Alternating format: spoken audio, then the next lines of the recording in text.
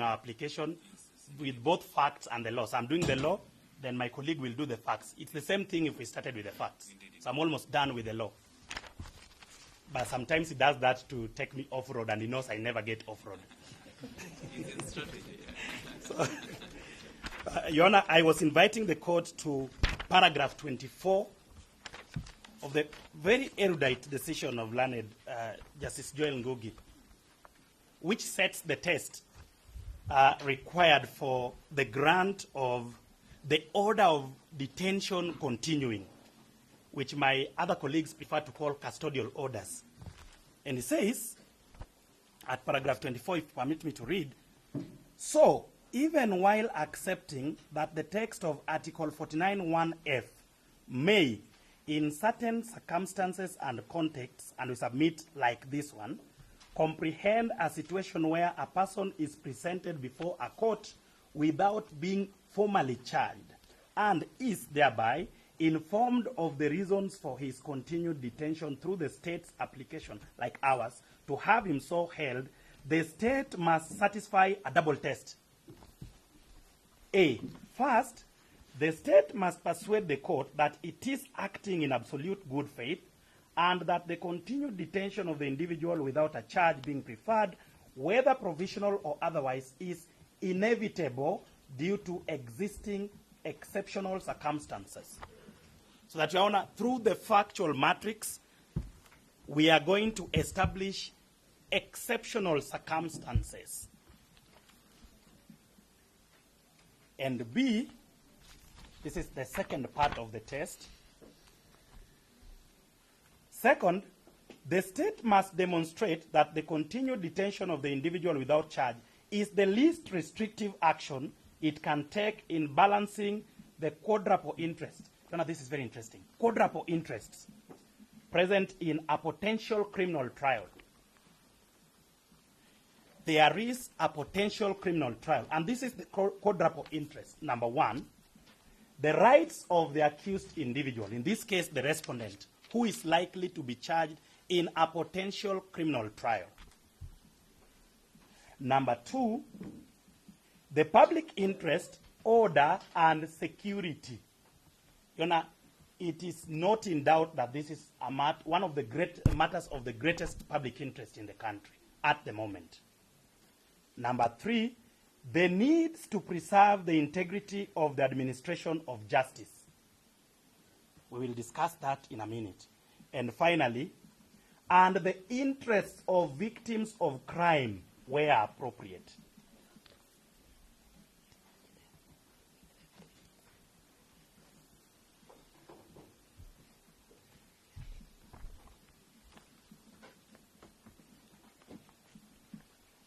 And Your Honor, the court, in cracking its head about it, continues to say, by virtue of Articles 21(1) and 259 of the Constitution, the court must act to aggrandize, not diminish, the personal liberties of arrested individuals in line with the other three interests. But importantly, differently put, the state must demonstrate that there are compelling reasons to deny pre-charge bail, while balancing all factors within the complex permutation presented by these quadruple interests, and without reifying or essentializing any. You know, I dare say kizungu kubwa. Having highlighted those two tests, Your Honor, the state is acting in utmost absolute good faith to have presented the respondent within a reasonable time before court.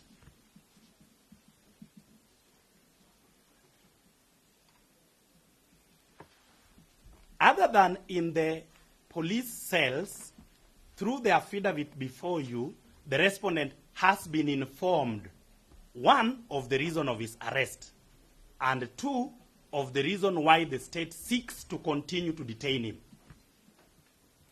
That is a show of utmost good faith. You know, in insurance law, it's called uberimai fidei.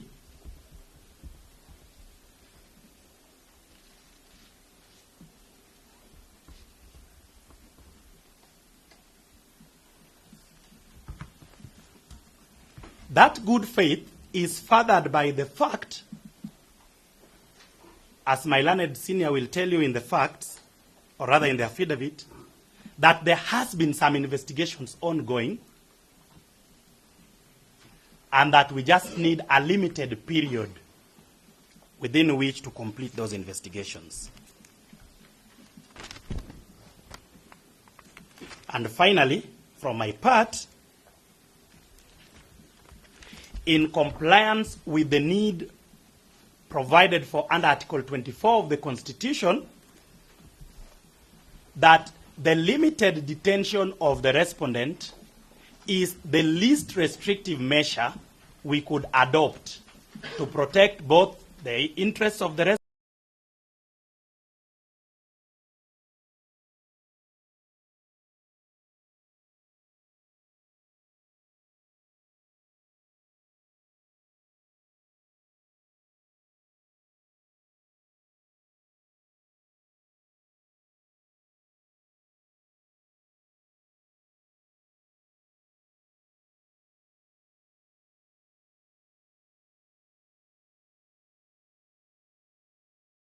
referring to the affidavit by one Abdurrahman Jibril, dated the 16th of June 2025. It is an affidavit in support of the notice of motion dated the 16th of June 2025. Your Honor, I will only I will only highlight the paragraphs that are in the affidavit. Paragraph 6 sets out the background of the investigation.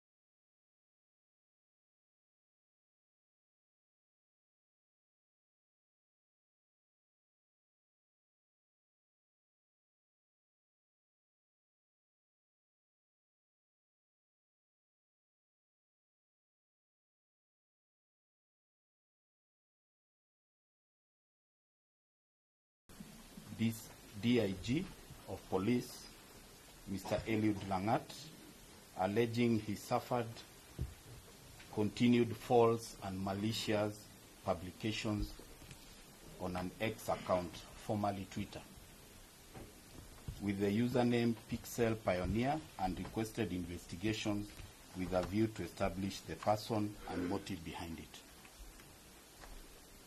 Your Honor, A to E establishes the grounds in which the investigations were mounted.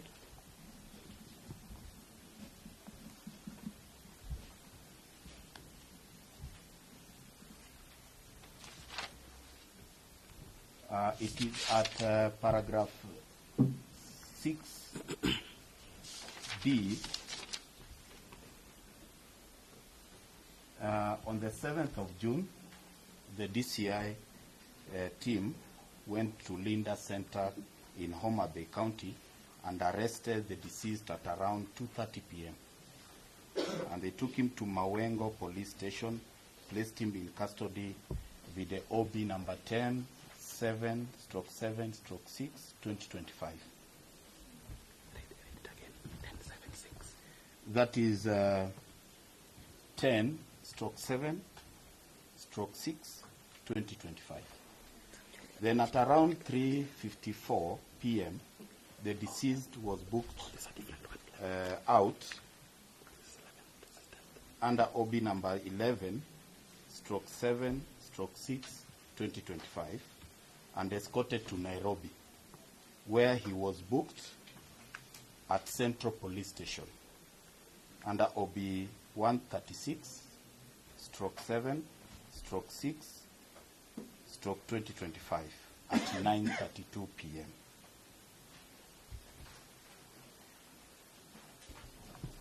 Your Honor, we have annexed to paragraph 6E the OB extract, that is AJ1,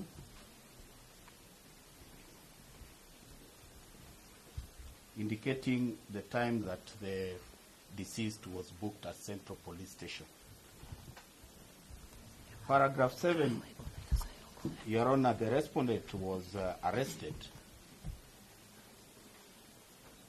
And this is something that would wish the court to take notice. The respondent was arrested on the 13th June 2025 at 18:05 hours, that is 6:05, which was on a Friday.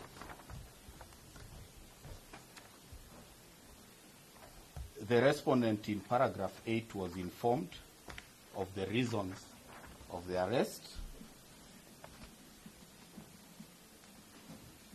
and for which the reasons and of the offense that is being investigated. That is under paragraph 8.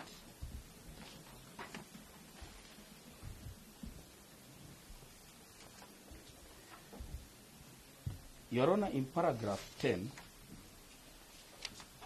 now we are coming to the reasons why we want to continue holding the respondent.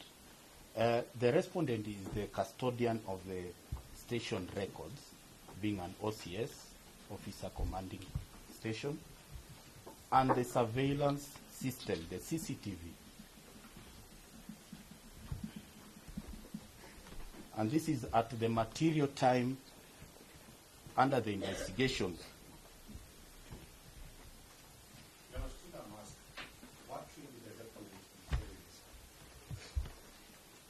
Your Honor, the information the DPP is giving, it's not them who depend. It is the one who depend who should be giving us those paragraphs. We can't talk about it because then the DPP can address their submissions based on that. Right now, the DPP is turning himself into a witness. We cannot close the exam with the DPP. It is fair and just. The witness who depend takes us through is abducted. Your Honor, as I said that I'll only highlight a few paragraphs which I wanted the court to take note of. You know, that's a dicey, it's a dicey situation because yes, you're literally taking us through the affidavit, but I leave because I'm sure you have your own strategy yes, on how to prosecute the application. The but defense don't go into details yes, of the affidavit. I'm sure the defendant will have a chance. Yes. So I'll leave you to proceed, but don't go too much into it. No, Your Honor, I'm only highlighting some paragraphs. I'm not going through the whole affidavit because they have already indicated that they want the deponent on the dock for cross-examination. Yes.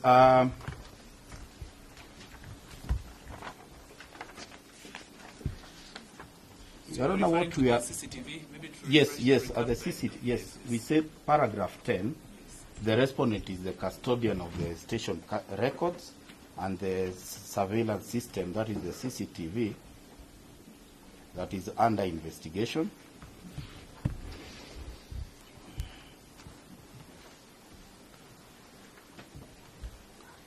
Yes, investigations reveal that under paragraph 11, that the respondent, together with others who are not before court,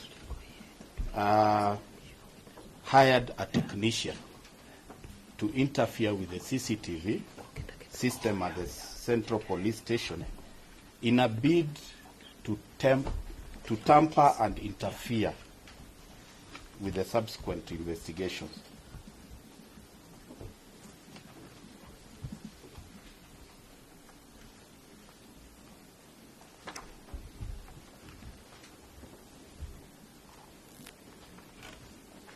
Your Honor, we are highlighting what so far we have done insofar as investigations are undergoing. So there is still some investigations which we need, and that is the reason why we are asking for continuing detainment of the respondent, because The respondent's mobile phone has been detained.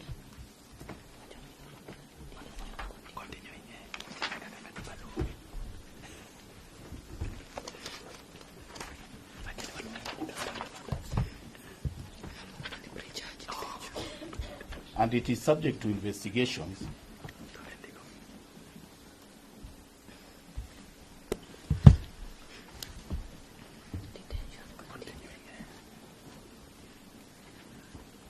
Your Honor, there are also witnesses who are yet to be investigated and statements taken from them.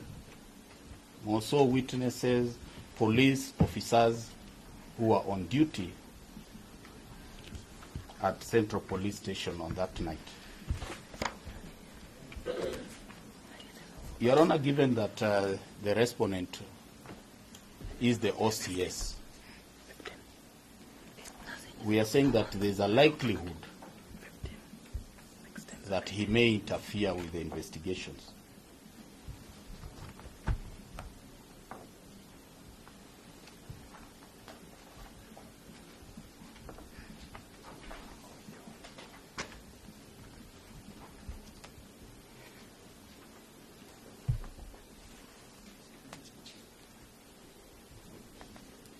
Your Honor, we'll be seeking the 21 days.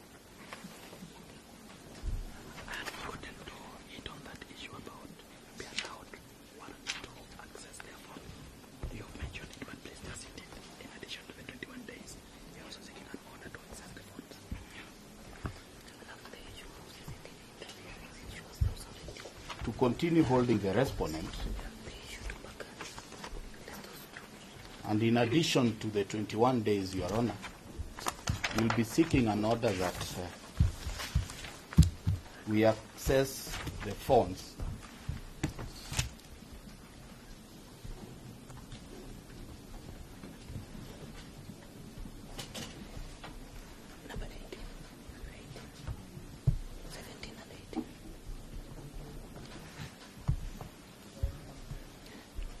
of potential witnesses, the police officers who are on duty, and any other person who was at the vicinity at Central Police Station. And this, Your Honor, we are relying upon paragraph 17 and 18, where we have shown in the paragraphs, we have demonstrated that there is already interference, which has already been done. With that, Your Honor, we will be inviting the deponent to the dock for the cross-examination.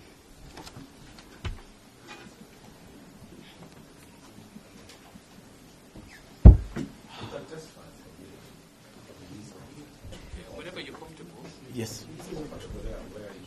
Yes.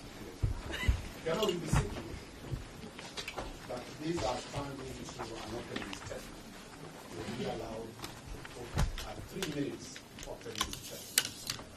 No, let him finish. Let him finish, and then you will have your chance. Let him finish, so that there's that continuous thing. So let's see. Yes.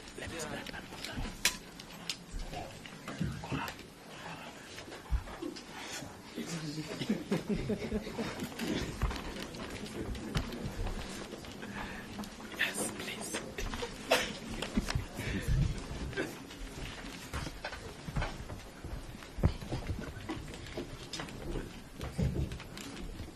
Bismillahirrahmanirrahim. I swear by the name of the Almighty God, that the evidence I shall give before this court, touching the matter in question, shall be the truth, the whole truth, and nothing but the truth. So help me God.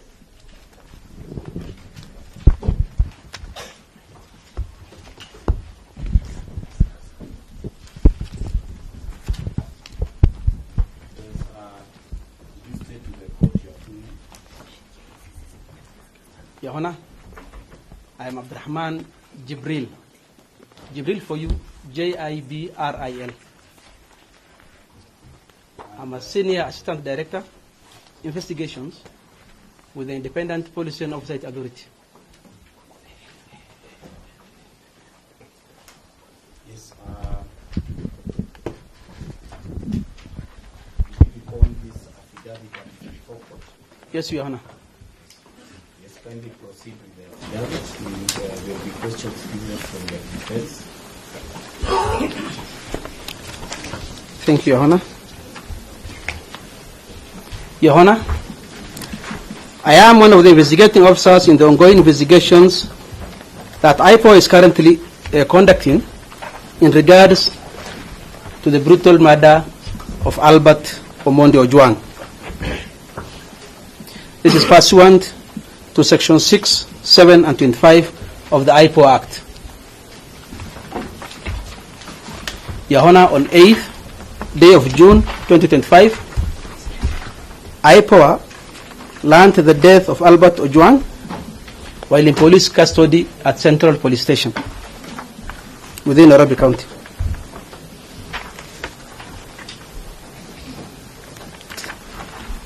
Your Honor, the authority immediately initiated investigations to unravel the circumstances surrounding the gruesome death of the deceased.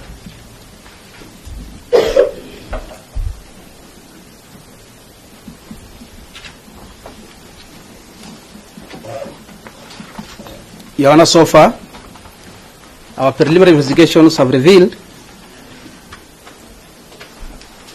that the deceased was arrested following a complaint by the Deputy Inspector General of Police. Your Honor, all that the witness is saying has been said. You can only adopt the verdicts. Because unless there's any other crucial information. That's another, Your Honor. That's okay. Yeah, I was of the view, but just give a highlight, not necessarily going paragraph by paragraph, just a highlight, and then we can adopt it. Just a brief highlight. Okay. You okay with whatever you've said so far? Yes. And whatever you've averred in the affidavit, yeah? So we can proceed with the cross-examination? Yes. Is that okay? The other chap from the state? That's actually not that. Okay. They can proceed to examine on the affidavit. Thank you. Your Honor, I'll be asking the witness, Mr. Jibril. So, Mr. Duncan, maybe just for housekeeping in good order, how many of you will cross-examine him? 3. 3. You, yourself, and who else? Me, what? Kangai.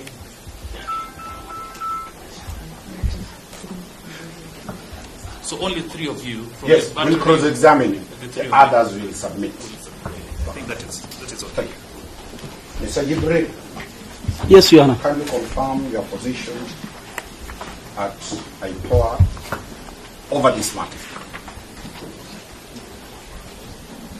You are asking my rank? Yes. That's a must. Your Honor, as indicated, I'm a Senior Assistant Director, Investigations. And confirm that you are an investigator. Yes, Your Honor. Are you an investigator in the purpose and the name or position of the National Police Act? IPOA Act. Under IPOA Act. And under IPOA Act, is it true that you have still arresting powers? Yes. Under which section? Your Honor, Section 7 of the IPOA Act and Section 7 of the IPOA Regulation Act actually gives me the powers, privileges, and immunities of a police officer. So Section 7. And which section? Both Section 7 in the IPOA Act and Section 7 of the IPOA Regulations Act. Gives you the powers as that of a police officer. Yes, Your Honor. And in this matter, you are now actively participating pursuant to those provisions as an investigator. Yes, Your Honor. Thank you. Are you well conversant with the law? Depends on which area you want to ask. Are you, you know, some of us went to teach, then we became lawyers. Some people are mad about that. Do you have any legal training? Yes, yes, I do. Could you refer the court to your legal training? I'm an advocate of the High Court of Kenya. Thank you. You are an advocate of the High Court of Kenya. Look at the Criminal Procedure Code, Section 386, as an advocate of the High Court of Kenya. Could you be given it? Your Honor, we'll have an objection. I've not asked the question. We can see. Your Honor, I've not asked the question. Your Honor, at least should I be allowed to make the objection? Yes. Of what? Let me just object, then you No, can... no, no, no. You wait until I ask. I've just told to look at it. It might be just to admire it. Allow me. Your Honor, we'll be requesting the court to That's the normal. Yes. Let's hear his objection. Okay, all right. That's right. Yes, thank Your you. Honor, the witness before the dock Yes. has come here on the basis of his affidavit on the factual matter. And that explains why the defense requested that my colleague, my learned senior, does not go into the facts. Section 386 of the Criminal Procedure Code, or whatever provision of the law, is a matter of law. And Your Honor, the objection again goes into the earlier intended preliminary objection, which we have had sight of, where the argument, in a sense, is that this matter, now we have had a copy, although it's not filed, this matter should have been the subject of an inquest and not a miscellaneous application. So that because we are alert, the defense should not try through the window to bring in a preliminary objection which they admitted not to have filed. But more importantly, that this is a witness of facts, not a witness of the law. We can deal with the law between the lawyers. Thank you. Is the law a fact?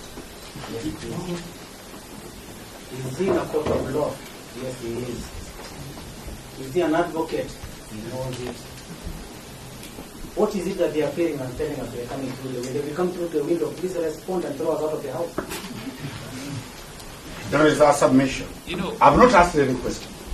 I've only told you to look at that section. but just for guidance, you know, it's a matter of evidence on the facts. And it's an affidavit, for heaven's sake. So let's limit it to the facts of it. After I've asked the question, Yes. then that is when an inference can be done, whether it's a question of law or a question of fact. All right. I've not asked what. I've only told you, look at section 3. Your Honor, just one more thing. The reason we requested the defense at the very onset to inform us of the paragraphs is that the cross-examination is limited to the contents of the affidavit. True. There is no reference to section 386 in the affidavit. They cannot go to it because it is not a matter of fact. If you pointed to us the paragraph looking at section 386, which we referred to, there will be no objection from our end. But because affidavits are leadings of fact, we plead with you to reject the invitation of the witness to look at section 386 or any other provision of the law. Thank you. I think he was referring to section 386. Yeah, I just only So told you to. let's not convolute it. Let's limit. It's an affidavit. Purely, I've not asked any question, Your Honor. If we only had what I've asked you, and I ask a question of law, then the court can stop. Okay, then proceed and ask. Let him have that. Let him look at what But you know, I've once done. you point it to the law, then it means No. we get a point of law. And that exactly is our objection, that we can't refer to the law. That maybe, see, a counsel is not understanding our objection. Very well. Maybe All right. counsel, maybe rather than asking him to look at the law, why don't you put the questions to him? Correct. All Just right. put the question All right. rather than us going Very to well, the. very well. From your affidavit, confirm the place of death of the late. Central Police Station cells, Your Honor. Central Police Station cells. From the IPOA Act, provide there's the mandate for you to investigate somebody dead in a police cell. Yes, Your Honor. Read, show the court. Because you have confirmed the scene of death is at the police cell. Which mandate gives you that power? Let him answer. Your Honor, we are still objecting. Counsel is still taking the same view. He came under the Act. You know, section in this miscellaneous application, paragraph 3, they must have said under which mandate they are coming before this court. And this is a witness. He's not an advocate. Let him come in front of you. Let him not be given answers. No, Your Honor. We plead with our colleagues to just remain respectful. We know that they are very good people. Let us maintain the decorum. What we are asking is, as the court has suggested, put the law to the witness. Don't ask the witness to follow the law. Very well. We do not mind if you read the law to him and ask questions. Read paragraph 3 of your Please read for me so that I can answer. No, you read it. I did write it. Which one? Paragraph 3.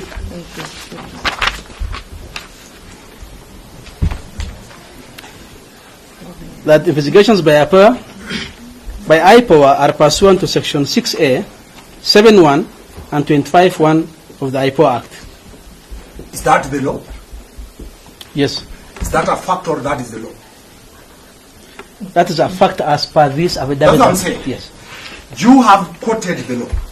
True. Yes. Therefore, it is not wrong to ask you a question of law because it is you as in the affidavit talked the law. Give me the law that gives you mandate to investigate a person who dies in a police cell. But it's simple. I have indicated the sections 6.1, 7.1, and 25. Just tell the court. Yeah, Honor, I have indicated section 6A, 7.1, and 25.1 of the IPOA Act. Could you kindly read to the court those sections that gives you that mandate?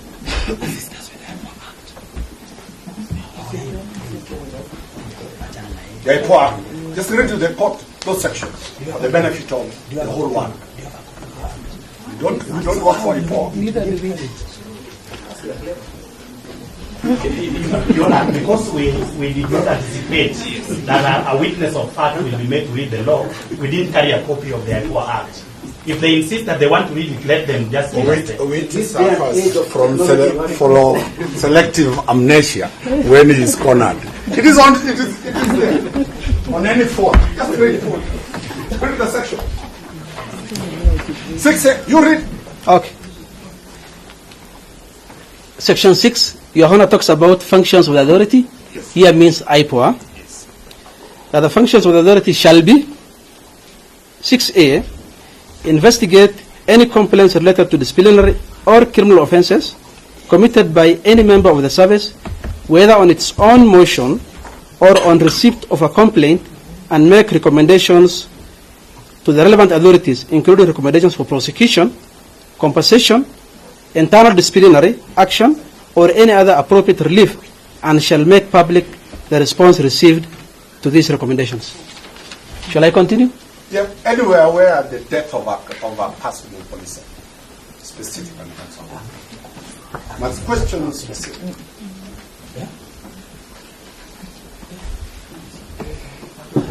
Can we allow the witness to read? This is a question. Sorry, Your Honor. Before you even say that, this is a question that has been put to this witness.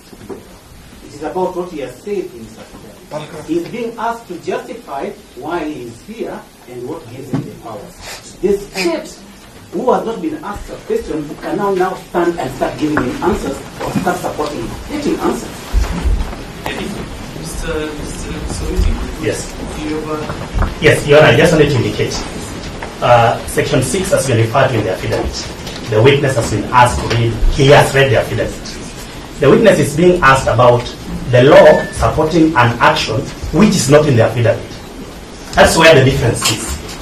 The witness is saying that Section 6 allows us to do A, B, C. But counsel is asking, does the law allow you to do A, X, which is not in the affidavit? We believe that by him having cited to us the paragraphs he would ask questions on, asking the witness about the law allowing you to investigate deaths in cell, which we have not referred to in the affidavit, is going outside the affidavit. But we would be guided. So it's a veil of contradiction. Yeah. So let him answer. If it falls under the ambit of that section 6, let me just say that's right. That's right. Under that provision of the law, and let's leave it at that. That's right. Yes. That's right. And the question we are here about is specific to death inside a police cell. And that is all I'm saying. If he says that section, then the court will go and make a ruling out of it. That's all we're asking. In relation to death in a police cell. In police custody. It's not you to set my question. I've asked you my question. You can't set a question and answer yourself.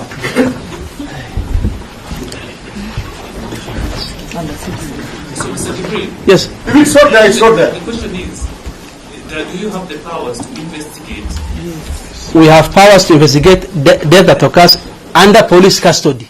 And that's good enough. Yes, and custody includes The cells. court has answered what we have asked. The question has been answered. We'll do submissions on it.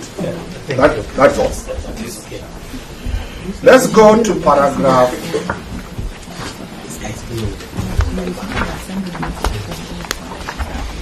Paragraph 7. You have paragraph 7? Yes. Read to the court what that paragraph says.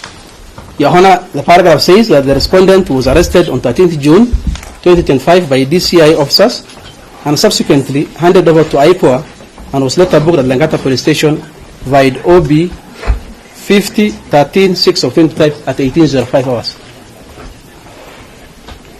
The DCI officers arrested him at what time, according to your there? He said around 3. You read exactly what you're saying.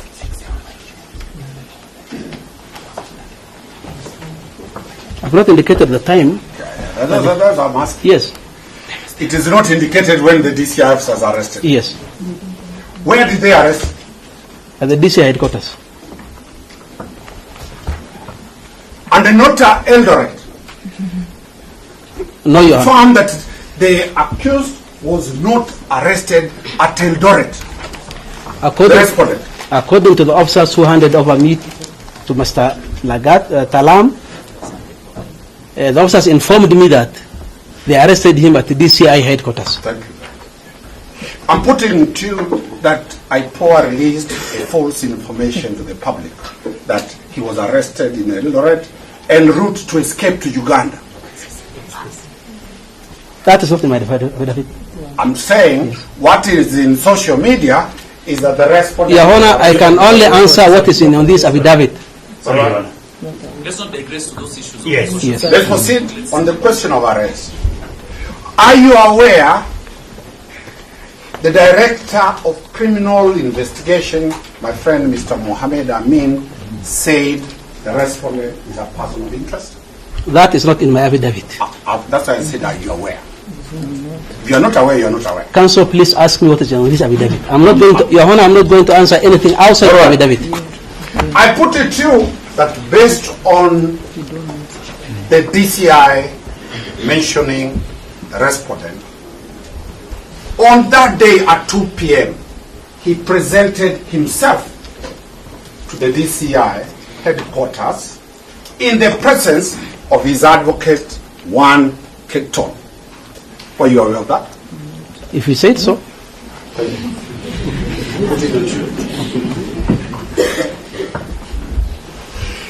And the DCI authorized these officers together with the advocate to present the respondent to IPOA headquarters. Your Honor, we have said time and again. I'm putting it to you. Please, you don't need to answer. Please answer me. Ask me what is in my affidavit. Let's stop charges, Counsel. Counsel, I've only put it to you. I've not asked you the question. Is it in my affidavit? The question I'm asking to you is it in my affidavit? The answer is no. Of the court, I'm putting to you. Then I'll ask you where you are saying you are arrested. Your Honor, I will decline to answer anything which is not in my affidavit. I've not asked. I've not asked. Then please ask. I put it to you that the officers handed over the respondent to IPOA in the presence of Mr. Keto? As I put it to you, for the record purposes. Samson Talaam was brought to IPOA head office by DCI officers. And he did record a statement at IPOA in the presence of his advocate, Juan Kiprono. Who is it? Is that in my affidavit? I'm putting it to you, counsel. You are a counsel. When it's a question, I'll ask you a question. I'm Please- only putting it to you please ask for knowledge me questions. purposes. So now, if those are the facts, look at the paragraph you said he was arrested. Paragraph 7. I'll ask you questions from there. Read. I have read and read. What is the question, please? It's a long day. No, it's a long day, yeah? It's okay. It's okay. The state is rich, it can bring water. Yes. For both of us and council. It's a long day. Can you confirm that paragraph 7 is not true, that he was arrested by the DCI officers? The respondent was arrested by DCI officers after he presented himself and brought to IPOA. Do you have any evidence material to that effect? I've given you the scenario the way it was. No. The fact that he was brought under the escort of DCI officers means he was arrested and brought to IPOA The office. court has taken that. Let's go further. Sorry, Your Honor, I think this will be my last objection. We hope that counsel is not proposing to court that he has an alternative set of facts which the court should take note of, because counsel is not a witness. If he wants to give us his alternative facts, we would expect an affidavit so that we also put him on a dock and cross-examine him. Until then, the only factual matrix we have is the one given by the witness before court. The only way to prove falsehoods is by bringing facts that are truthful. The affidavit is full of falsehoods. We are putting exactly the scenario, and your witness has not recounted any. So, sorry. Your Honor, I am a believer on the law and procedure. What I understand by the law of affidavits is that a person cannot give us factual matters, especially a lawyer or an advocate, from the bar. Right now, we have affidavit evidence given by this officer. We are having an alternative set of facts, which may be true. We have no reason to doubt it. But until we have an affidavit, all that is telling us is, I put it to you. And we hope it does not go to evidence. Just to allay you, Yes. the evidence that I'm documenting is from me. That's right. Thank you very much. Not from Mr. Johnson. Thank you. Because as we put it rightly, he's not giving evidence. Correct. He knows the procedure. Thank That's you. why. He's a teacher of the law. Yes, thank you. And that's why I told you, which now is mature to be a judge of the high court. Thank you very much. Let's proceed, Your Honor. Paragraph 9.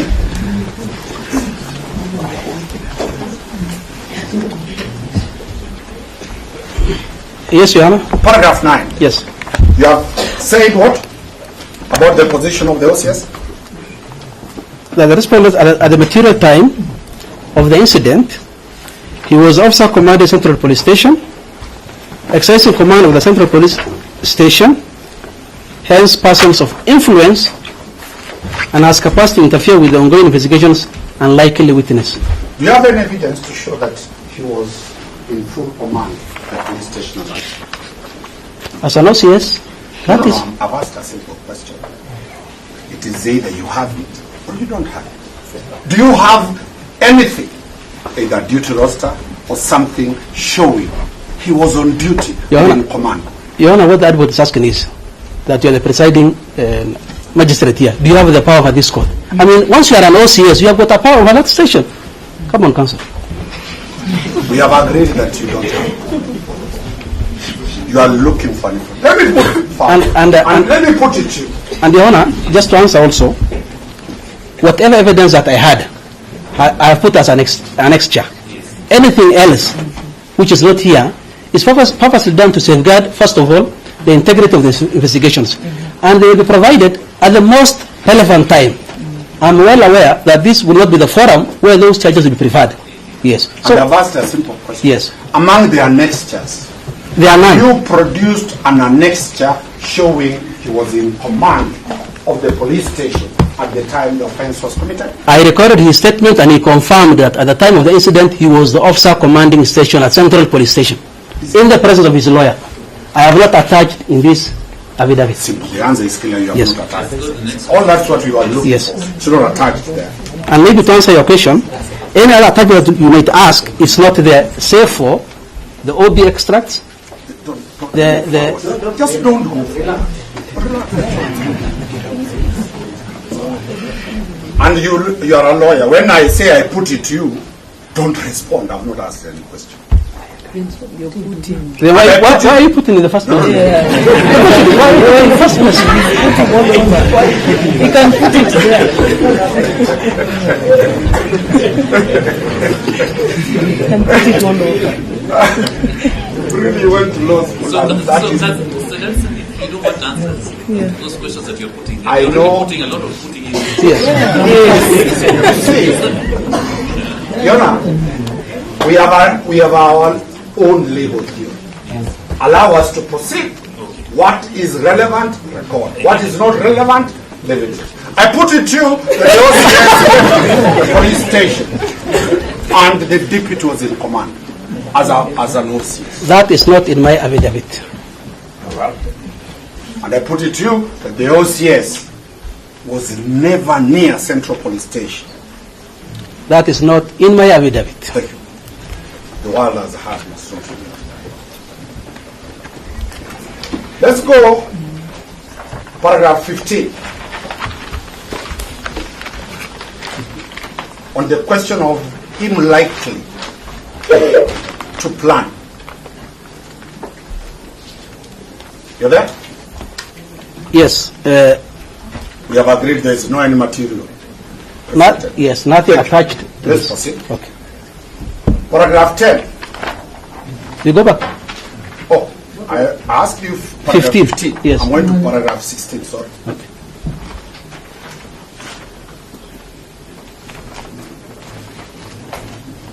Still no material attacked. It's either very serious material you have kept, no material attacked. Yes, Your Honor. Thank you. Paragraph 17 about the CCTV. No material attached, Your Honor. Thank you very much.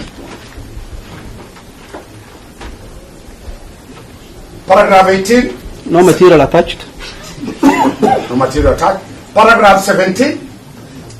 Come on. I've gone back because there's a question I want to ask. Yeah, please ask. You have said about the CCTV cameras. Do you have possession of the scene of crime as of now? No. Who is in possession of the scene of crime? The scene of crime was processed and released. Remember, that's a police station. You cannot hold a station as a crime scene for a very long time. So we have released to the relevant authorities. Is that on off? Because I was there yesterday. It's not true that the scene of crime has been released to the police. Then Is it still a scene of crime, or it is non-operational police station? that question is not. It's not in my affidavit. You've run very fast. You not lie that is it. So you cannot. There's no material to show that. Nothing attached, Your Honor.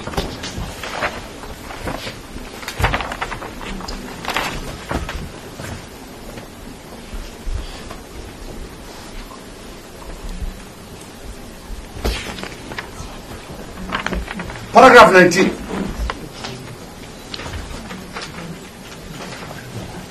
You've read it? Yes, Your Honor. And 21, they are the same? What's the question? No material attached. There is no material attached. Yes. That is very, very critical to us. Paragraph 22. I still ask you this question about the blue code of silence.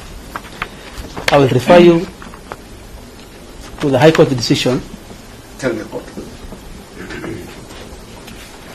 Witness is a lawyer. He knows the court decision. Court of appeal decision. Give the court that decision. In the Titus Ngamau case, 2020. It was a phrase coined by the judge who was dealing with that matter. And I remind you, Cliff is the one who argued that matter. Yes. He'll face you over that matter. It's okay. He's the one who argued that matter. Cliff will deal with the blue card. Paragraph 23. You are now providing reasons as to why you want him to be detained for 21 days. True? From paragraph 23. Yes, Your Honor. What is the reason you want to detain him? In paragraph 23. That we are yet to record critical witness statements. Very well. Is his presence required physically when you are recording statements from other people? His detention is required so he doesn't interfere with the witnesses. Avoid recording statement and interference are two things. Wakili, I have responded to your question. The reason as to why I'm seeking that prayer is to have him detained so that he doesn't interfere with the witnesses. Very well. Does he know the witnesses? Them being police officers? The answer is yes. Is there anything you have shown of any attempt to interfere with witnesses? Because, counsel, you know very well the authorities, the Sagari, Duat Sagari, Cliff will ask you. The questions I'm asking is to prove, have you demonstrated by material your violence? Nothing attached. Thank you. Important.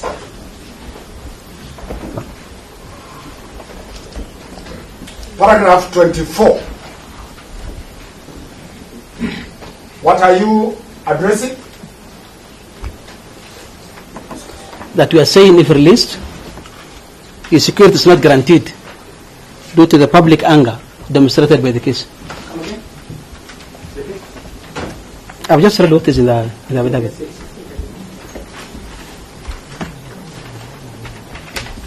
Yes. I'm saying that the gruesome murder of the deceased has illustrated widespread public anger. And therefore, if released at this point, the respondent's security cannot be guaranteed. Mr. Witty took us a lot about the case of Oscar Sudi. Heavily. Have you ever had a chance to read paragraph 32 of that decision of Professor Justice Joel Ngugi? Not in my affidavit. It's not in your affidavit. Yes.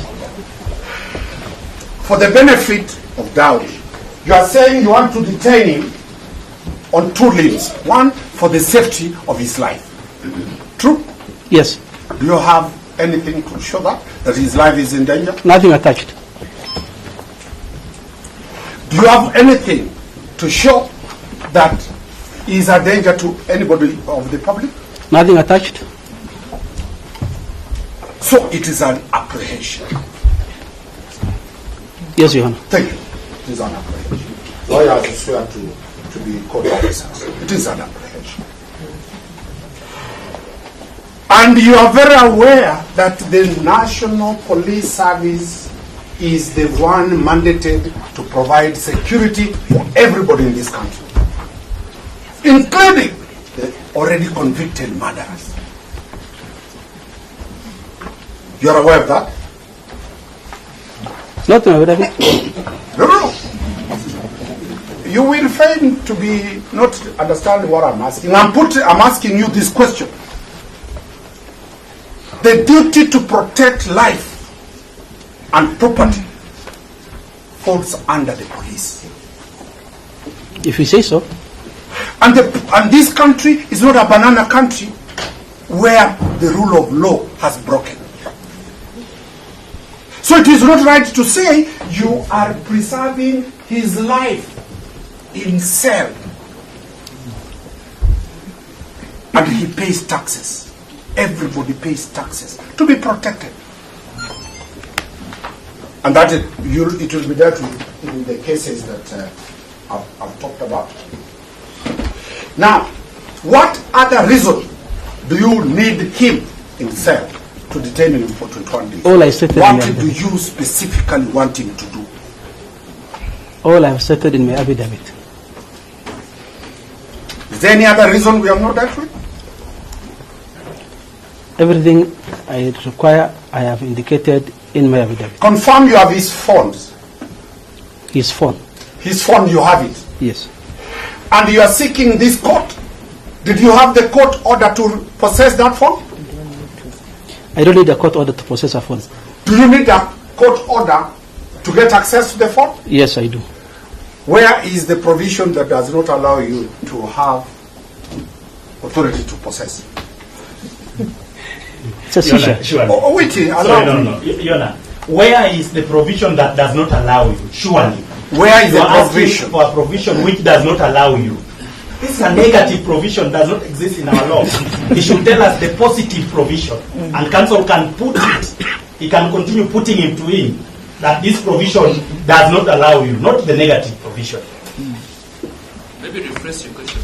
I'm rephrasing. You know, which has a problem is preparing for the judge. It's not a key to this one.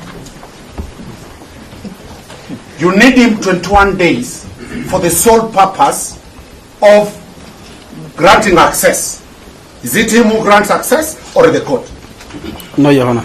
Who grants? I need the 21 days to complete my investigations. I've asked a question specific. Do you need my client in cells for the purpose of analyzing the phone? I need your client in custody for 21 days to complete my investigations. I've asked a simple question. Is there any role he's required to do in forensic analysis of our phone? I'm not an expert in forensic analysis, so I cannot say. So, your varmints are not based on any scientific, because you never consulted a forensic expert? It is you swearing 21 days. Yes. And I've asked you, should the court why 21 days? Why do you need him specifically? Your Honor, the issue is not about only phone extraction. It's not only about phone analysis. What else? I have said to complete my entire investigations. That entails so many things. Among them, what you have stated.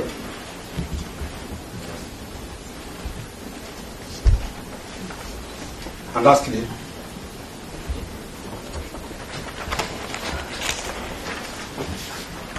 you have already attached the order in your application.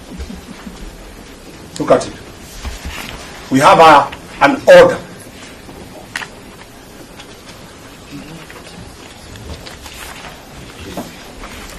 True.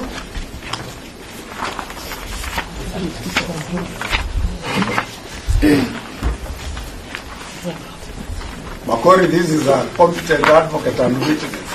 No, I have seen an annexure here. Can I check, yes? I've seen an annexure there.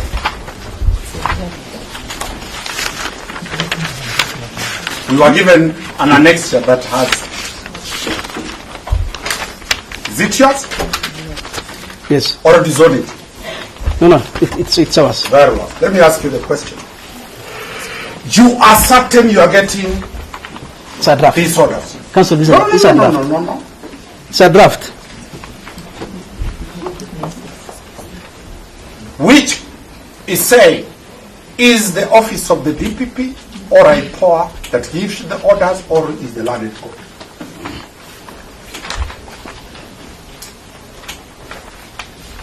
What is the import of you drafting an order? Is it a formality that in this court already you have decided, not the court decides? Who decides? I hope it ceases from being I hope the norm. we can save time by admitting that the application was drawn by the office of the DPP. What we have annexed as an order is a draft order. It is not the first time today. Is it 18? It has been done since I was a law student at the University of Nairobi, where we do draft orders. The court can reject it. It's not binding on the court. So that we save time for counsel and his client.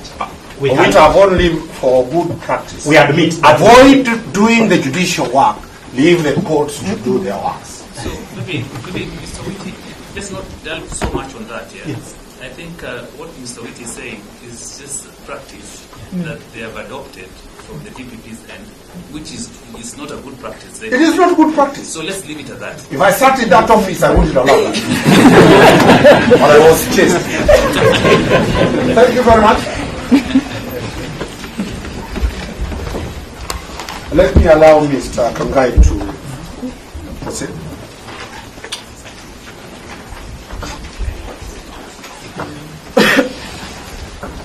Oh, sorry, Your Honor, I said, You said if an advocate is not allowed to talk, I will be stoned out. Put Mr. Shadrach on board. He has just left class to come out. He was teaching till he's late on the forum.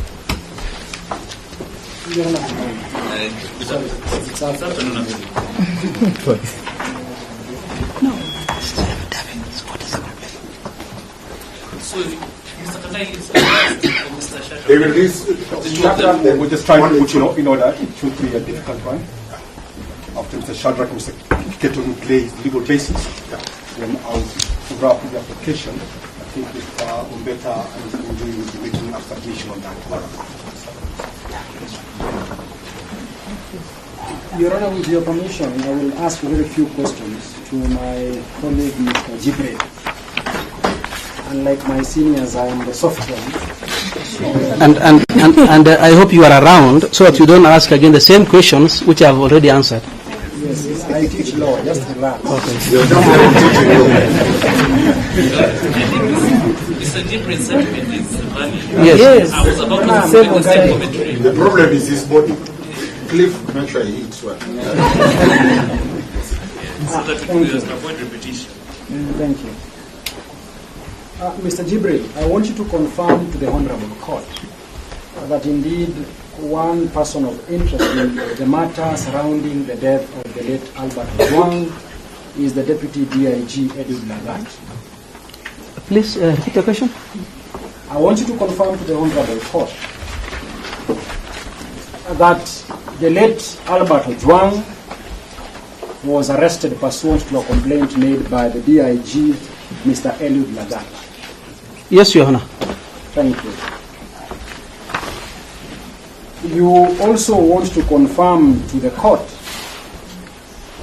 that from your preliminary investigations, the late Albert Ojwang was arrested and put in police cell, largely due to the complaint that was made by Mr. Eliud Lagat. Is that correct? Yes, Your Honor. Thank you.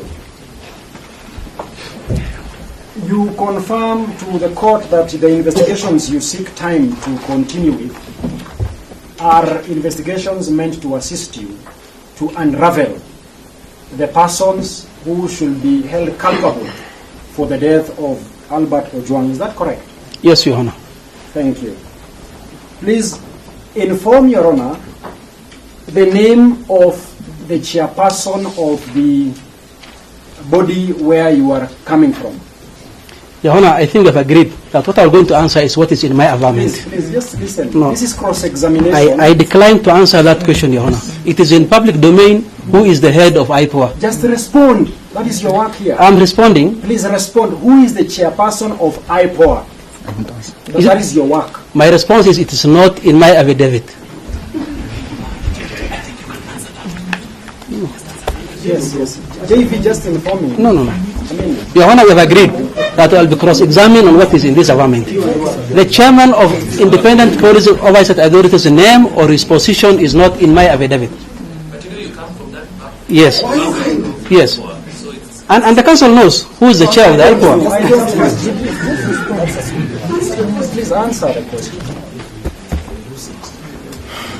Who is the head of the body where you hail from? We don't have a head. IPOA does not have a head. So who is the chair of the IPOA? Yes, that should be the right question. The chair of IPOA Answer yes. is one Ahmed Hassan Isaac. Thank you. Thank you. Now, you confirm to Your Honor that there was a joint press conference on the 9th day of June 2025. Is that correct? Your Honor, No, I'm not going to answer anything outside my affidavit. Your Honor, if you permit me, just to also give context why I am asking this question. Your Honor, my learned senior and friend, Mr. J.V. Owiti, went to a very large extent in explaining the authority that was made by my Lord Professor Joel Ngugi in the Oscar Sudi case. Some of the parameters that were set by the Honorable Court were two. I think that is paragraph 24 of that authority. On the question about bad faith, the question about exceptional circumstances, and lastly, the balance of the quadruple rights that the court should look at. One of the items that we have a duty and responsibility to prove to you is to demonstrate to you that indeed there is an element of bad faith in the application that has been made before you. And that is why my questions are aimed at eliciting some of these facts based on the evidence that is going to present before you. So, Your Honor, I plead with humility that counsel, my colleague, I even suppose is my senior. My senior should just I'm not your senior. Kind enough to respond. Yes, looks are deceitful, but Your Honor. Yes. Yes.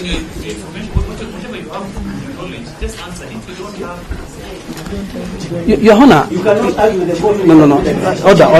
Order. Chair. Let me say this. Let me say this for the record. No, let me say it for the record. And Your Honor, protect me. The counsel who is on the floor asking questions should only answer. Learned senior should stop pointing at me. You will have your time to ask me questions if you require. The second, Your Honor, the second point I'm making here is that anything outside this affidavit, whether our chair is not within my knowledge, and please stop asking me. Anything outside this, I'm not ready to answer. It's not within my knowledge and belief. What is the basis? What happens to your ruling? And after all, Your Honor, the application we are making is about an extension of continued detention of the suspect. It's not about what happened on the backyard. What you are pointing is bad faith. That's why it was trying to clear basis. You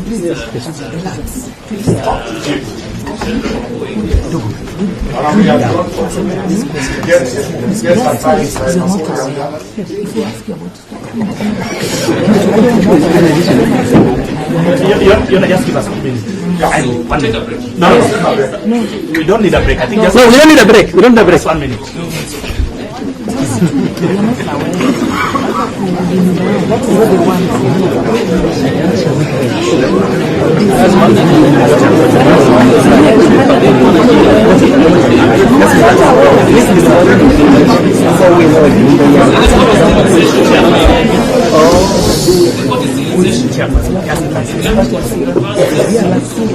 That is what we are doing. Yes. It's my intention of making it. If you ask for the chairperson, please just answer. If they see them crossing the line, and the first so don't make us use that. Yes, that's what they're doing. We are not like this. Calm down. So calm down. Just answer what it is. Yola, thank you. Thank you. I know. Let's just ask the forum. Yes. They may not fight it.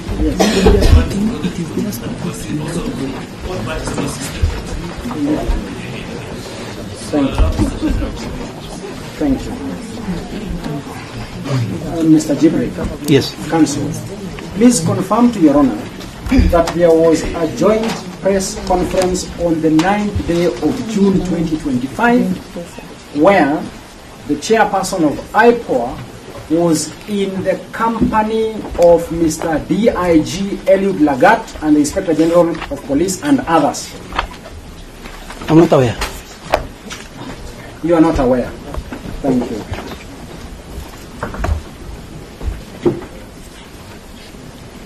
So you have not, Your Honor, you have no information that indeed your chairperson held a joint press conference with one of the persons who's been constantly mentioned in the death of the late Albert Ojwang. You have no information, isn't it? Your Honor, the chair attends several press conferences. Leave those several. So I don't follow the chair. Thank you. I don't follow the chair for his press conferences. Thank you. Now, Your Honor, that is very important. You have been very honest with the court. Now, I want to return to paragraph 27 of your affidavit.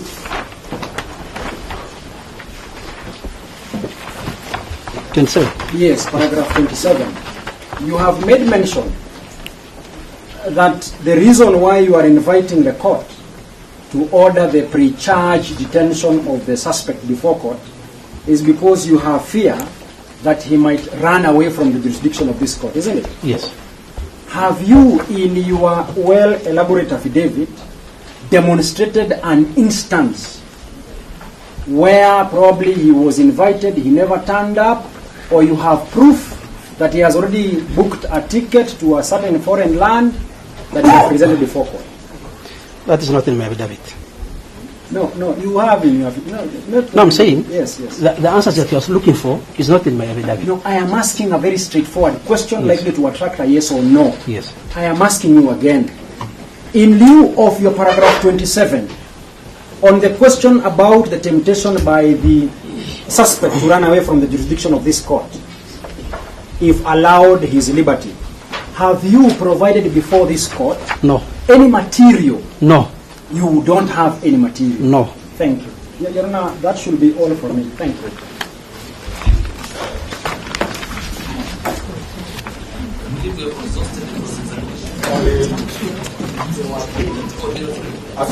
The two. I'm actually going to take very limited time in the form of 2 minutes.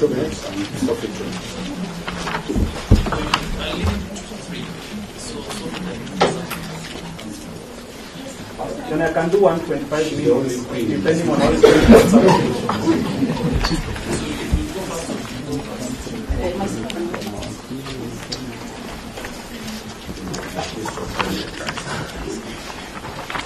Now, Mr. Jibril, I want you to remember the testimony that you've given us just a few minutes ago, where you told us that the scene of crime was processed and released to the relevant authorities.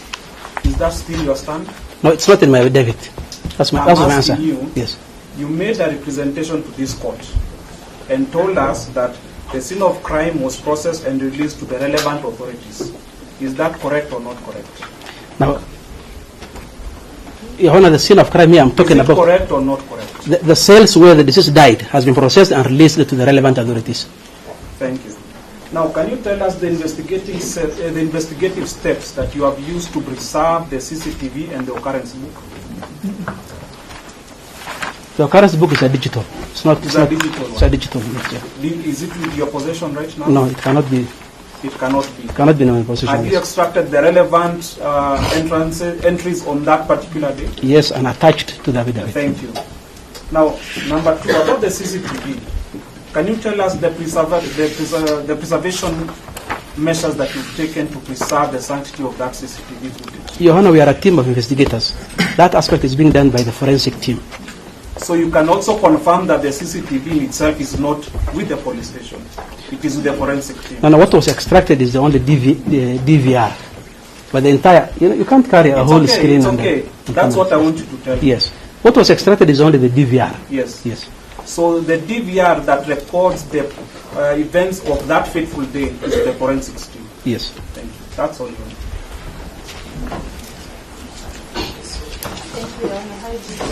Good afternoon. I find you allow me to ask you just 2 questions. I want to take you to paragraph 6A.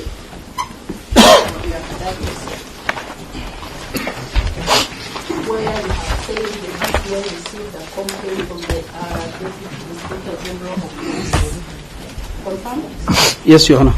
Was it an oral complaint or a written complaint? It was a letter. A formal, letter. yes, a letter to the DC. Provided that letter to this court? No, it's not attached here. It's not attached here. Yes. Thank you. Kindly go back again to paragraph 7, where you say the respondent was arrested and under the Langata police station, OB number 50. Yes, yes, Your Honor. Who booked the respondent at Langata police station? The booking was done by myself. It was done by yourself? Yes. Thank you. Are you aware of the law governing the booking of a person at the police station? As per the IPOA Act, yes. As per the IPOA Act? Yes. And the regulations. For instance, Are you a police officer or a former police officer? I'm not a police officer. I'm an Have IPOA you not been employee. a police officer? Yes, I've been a police officer. You have been a police officer? Yes, Your Honor. Thank you so much. Paragraph 21. Now, paragraph 21, you are saying there are co-conspirators. Confirm? 21, yes. Do you know the co-conspirators by name? That is part of investigations. I cannot reveal here. No, I'm just saying, do you know by name, not their names? Do you know them by name? Because you have said there are co-conspirators. Do you know them? Not by name. Okay, Chief, not asking you to name them. Counsel, this is what I've been saying. Let me answer her. The thing is, Let me help you with it. yes. Just say yes or no. Do you know the co-conspirators? The matter is under investigations. Yes or no? As of now, no. You don't know them. Thank you so much. Number 25. You have said that there was the murder of the deceased was planned, executed, and their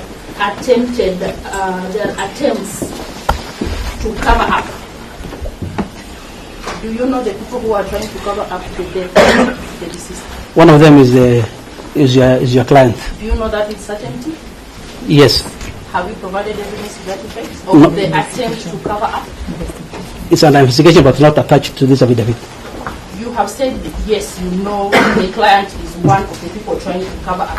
My question is, have you provided evidence that he is one of the people who is trying to cover As of up? now, no. No. Yes.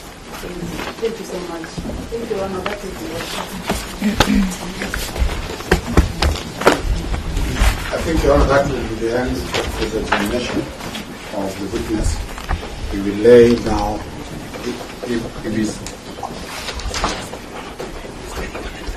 once he is discharged, his Keaton will lay the basis for our next line of approach. Even we would like a few minutes of re-exam because that follows cross-examination. So,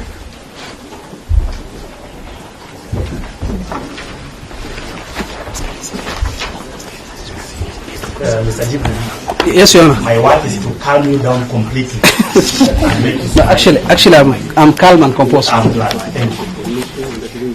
Now, I will limit my questions back to the contents of your affidavit, many times by paraphrasing. Okay. What is the basis of your request for detention continuing in one line? To complete my investigations. On a scale of 0 to 100%, how much could you, by approximation, attach to your investigations up to now on a scale of 0 to 100%? Doesn't have to be accurate, approximation. 49%. 49%.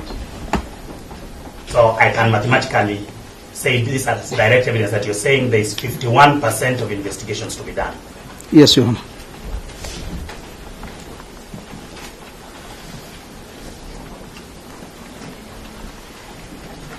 So that there are questions about who is in charge of the cells, who is in charge of, who is in command of the station. Do those questions relate to the remainder of your investigations? Yes, they do.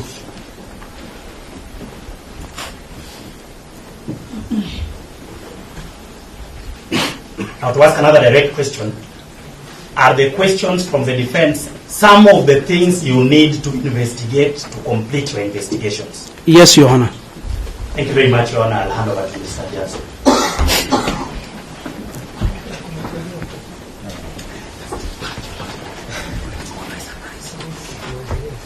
It's just one question in the examination. You have been asked whether you have attached any document relating to, I think it was paragraph 6A, some paragraphs in your affidavit, whether you have attached anything to show that even the respondent is a flight risk. Why do you need the respondent in custody? Is there any reason why you have not attached? Yes, Your Honor. The reason I have not attached what I've collected so far, the 49% I'm talking about, is that it will jeopardize the investigations. And this is actually to protect the integrity of the investigations. That's why we cannot divulge much. Thank you very much. I believe that is all from our end.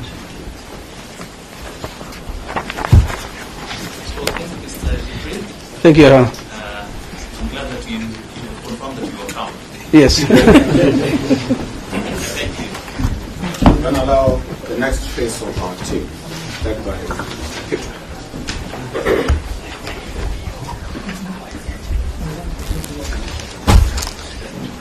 Now we consider check out cabinet.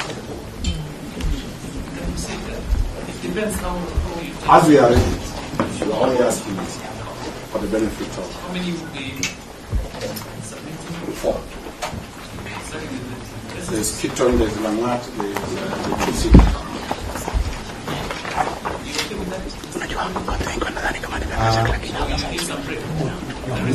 We are fine. We are fine. The only thing that we'll be asking is there something that has been filed so that you can be served, or it's an oral. Let's see what they will have. Yes, very well. If there's anything that you can. We'll serve you with authorities, simply. Can our team serve the state with the whole?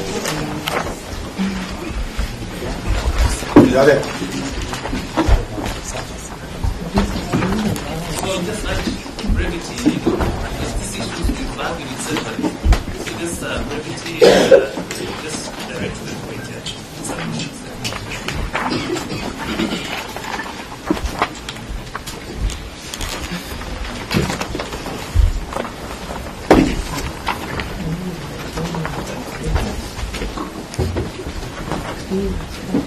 Your Honor, for the record, I remain Felix Keaton, and also there's also another additional attorney at law, Vincent Yegon, also is part of the defense team. Present, Your Honor. Your Honor, we reiterate that we vehemently oppose the motion application dated the 16th of June 2025. And from this motion, Your Honor, there is only one salient issue for determination. That is whether there are compelling reasons for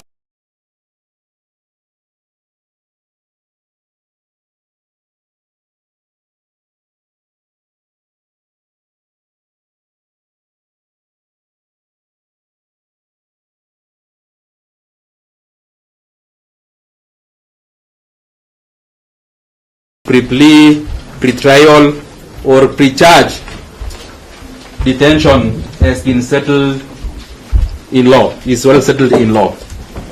And as such, Your Honor, Article 49(1)H and 49(1)G of the Constitution is very clear that an arrested person has a right to be released on bond or bail unless there are compelling reasons. Your Honor, in order to conceptualize and also problematize the issue, Your Honor, permit me to refer you to the statute, which is section 36A of the CPC, of the Criminal Procedure Code.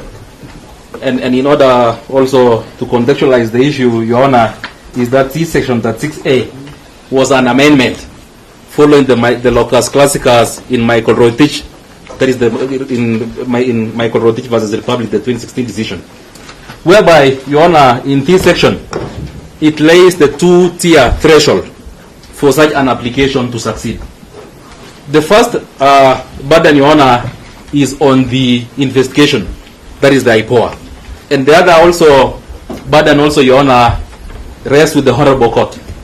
And as such, Your Honor, under section 36A, it is very clear that pursuant to Article 49(1)(f) and (g) of the Constitution, a police officer shall present a person who has been arrested in court within 24 hours after being arrested. And now it lays now what the investigation officer must do. First, he must make an application in writing. First, he must produce the suspect in court, which they have done, which we admit that. Then the second thing, Your Honor, is that they must apply in writing. And they have done that through this motion application. But now, Your Honor, the greatest issue that they must also do, Your Honor, is that under Section 36A, clause 3B, it states that the investigation must also adduce the reasons necessitating the continued holding of the suspect in custody. So the question that begs our attention at this juncture, Your Honor, is whether there are reasons necessitating the continued detention of the respondent. And we submit, Your Honor, in negative, that the investigations have not adduced any cogent reasons necessitating continued detention of the respondent. And Your Honor, my learned friend, they have already gone through the cross-examination limb by limb in the entire affidavit. But if you may permit me only to refer you to 2 or 3 salient issues, Your Honor, in order to illuminate why this motion application is bereft of meat and substance to stand on. First, Your Honor,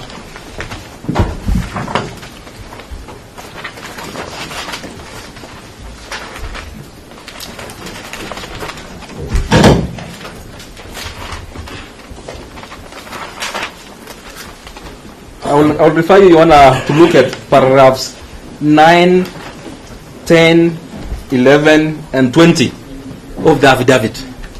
They are building a case that you should continue detaining the respondent because he is likely to interfere with the investigation. We submit, Your Honor, that that is not a cogent reason. And we'll invite you, Your Honor, to consider the authority which we are provided, that is Republic versus Mercy Chebet. It is a 2022 decision whereby Justice Gigonyo has indicated succinctly, and I'll humbly refer you, Your Honor, to paragraphs 17, 18, and 19 of that decision, whereby the High Court has settled the law that for such a threshold to succeed, the investigations must tender material information to the Honorable Court to demonstrate the nexus link that is between the respondent and the likelihood of interference. And I will also refer you, Your Honor, to also adopt the reasoning of Justice Mutuku in Republic versus William Chirchir and Godfrey Kirui, whereby the same threshold. Your Honor, this is not an objection. It's an humble plea that counsel shares the decision with us, and that if he's generous enough, that he also points out the paragraph that is paraphrasing, so that we are able to respond there. Your Honor, we have already filed our list and digest of authorities dated in 16th of June 2025, and you can confirm, Your Honor, that they are there. The decisions and everything, we have already furnished. It's the last decision. The last one. Cancel the one which is on the. There is the one. Sorry. Yes. I am looking at your document, sir. I am alert. Thank you. The document written respondents list and digest of authorities. Yes, you are. I am looking for Mercy Chebet. Do you have it in the list? There is another one which is look. So it's not in the list. No, it is in. Is the one you are holding. Thank you. No, This is the list. It does not have Mercy Chebet. Does it have it? You already have an authority, the one next to your phone. You know what we are informing the court is that we didn't have it in the list. So if he has added it, that's okay. That's Yes. what you're asking. They have So we can already have have the the paragraph. authority, Honor. You have already furnished. Supply. Yes. And I think I'm comfortable. Yes. I have the message there. Yes. And they equally I have. the William one. Yes. Yes. Yes. So Your Honor, if I may. Did you find the William? it appears there was an oversight, Your Honor, but I know the court takes judicial notice of all the citation, of all the authorities which we have already provided the citation, Your Honor.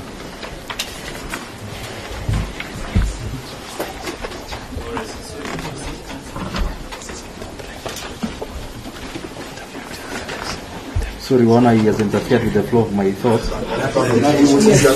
my apologies. My apologies. I am not in that business like my colleagues. Yes. The two that musketeers.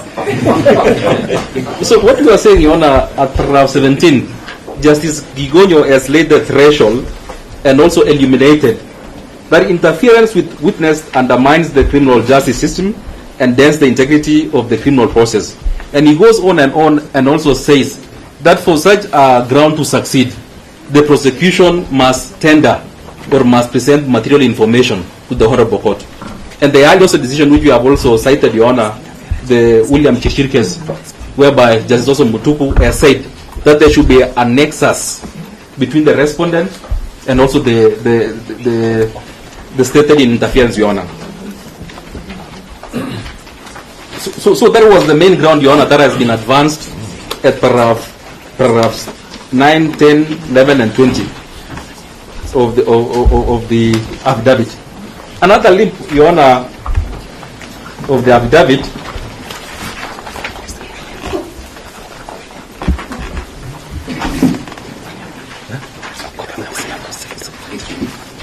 is that, Your Honor, I will humbly beg to refer you to paragraph 24 of the affidavit, whereby you have been told, Your Honor, that the gruesome murder of the deceased has elicited widespread public anger and outrage leading to demonstrations which at times have been destructive. Hence, the safety and security of the respondent cannot be at this point be guaranteed if released on bail.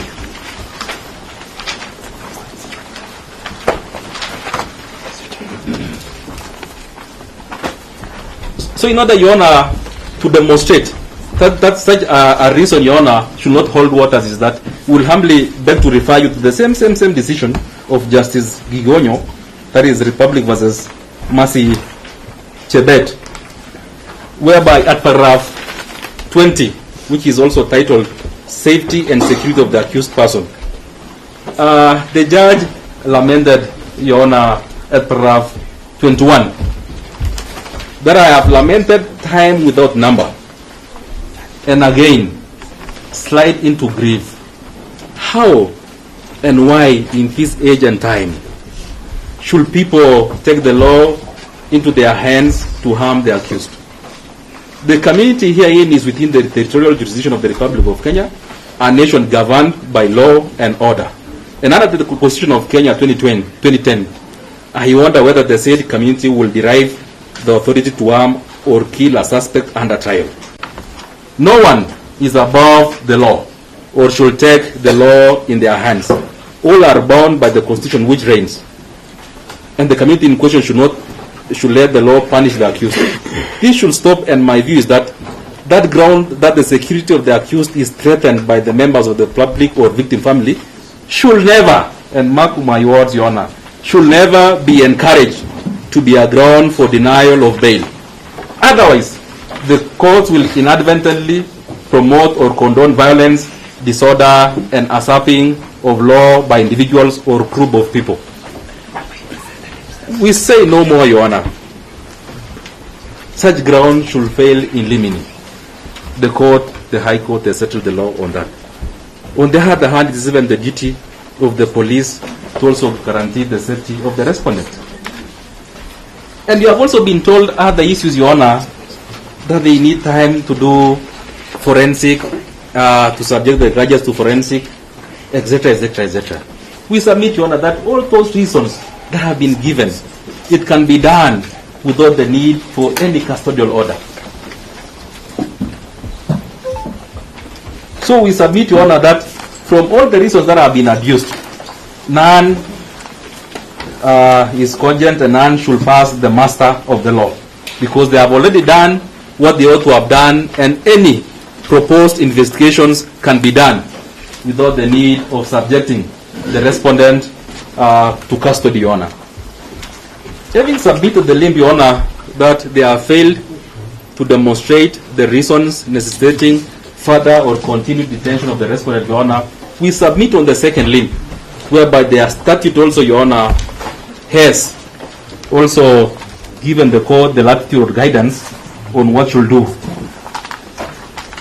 And we shall invite you, Your Honor, to consider Section 36, Clause 5 of the Criminal Procedure Code, whereby it is stated that a court shall not make an order for the remand in custody of a suspect under subsection 5 unless there are compelling reasons for believing that the suspect shall not appear for trial, may interfere with witnesses or the conduct of investigations, or commit an offense while on release.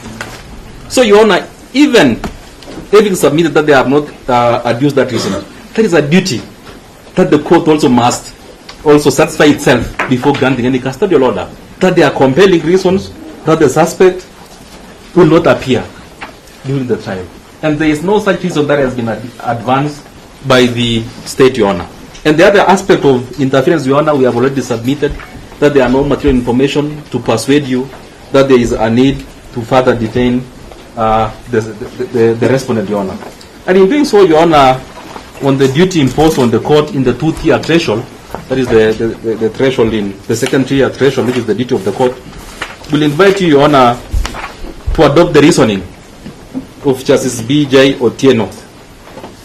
That is a High Court decision in Ramadan M. Hassan versus DPP. It's a 2017 decision, whereby at paragraph 15 of that decision, Your Honor, it is at pages, we are finding that authority. It's at pages 43 to 46 of our bundle, whereby the judge reasons this way, Your Honor, that I must add that a judicial officer before whom an application is presented seeking to limit the enjoyment of a suspect's fundamental freedom akin to the right to liberty is duty bound and enjoined by law and the Constitution to be extra vigilant and not to interrogate whether the facts presented to it melt the dictate and spirit of the law invoked before it and are in consonance with the attributes and general philosophy of the Constitution, which guards against arbitrary and unjustifiable limitation or enjoyment of rights and fundamental freedoms. So Your Honor, will humbly persuade you to adopt that reasoning to be extra vigilant in granting such an application, Your Honor, because this being a temple of justice, Your Honor, you hold that mighty sword of Damosil, and you should always strike for the rule of law and nothing else. So having demonstrated, Your Honor, the two-tier threshold, that it fails in every limb, we conversely, inversely submit, Your Honor, that on the other hand, there are compelling reasons to release the respondent on bond and or bail. And we'll humbly invite you, Your Honor, to consider certain factors. Number one, Your Honor, is that the respondent before you cooperated with investigation. I accompanied him, Your Honor, on the 11th of June 2025, when he was summoned by the Independent Policing Oversight Authority to record a statement under inquiry. And he did so, Your Honor, and he was released.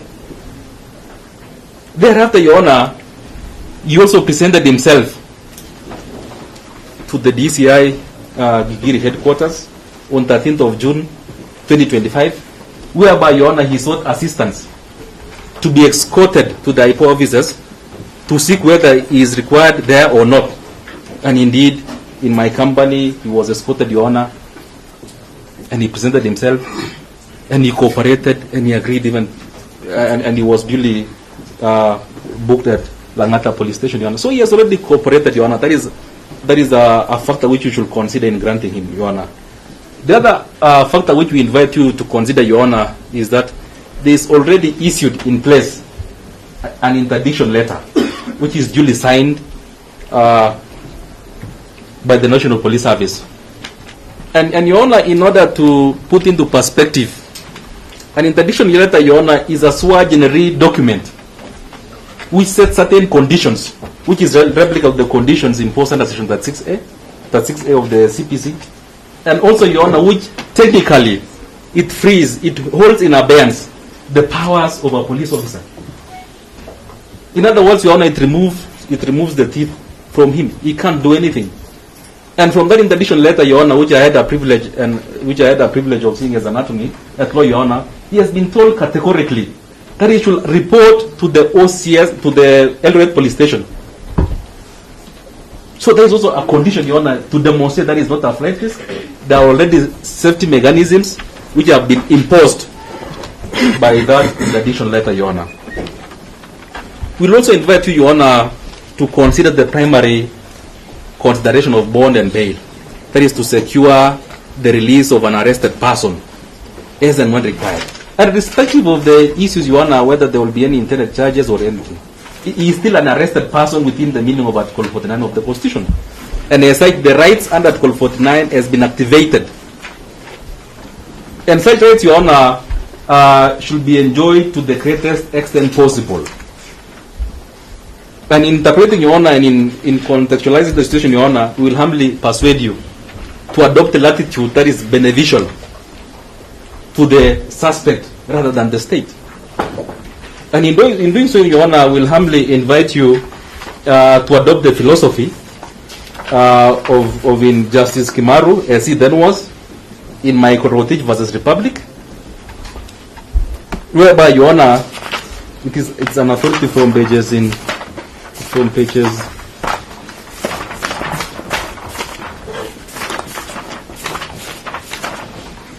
22 to 26.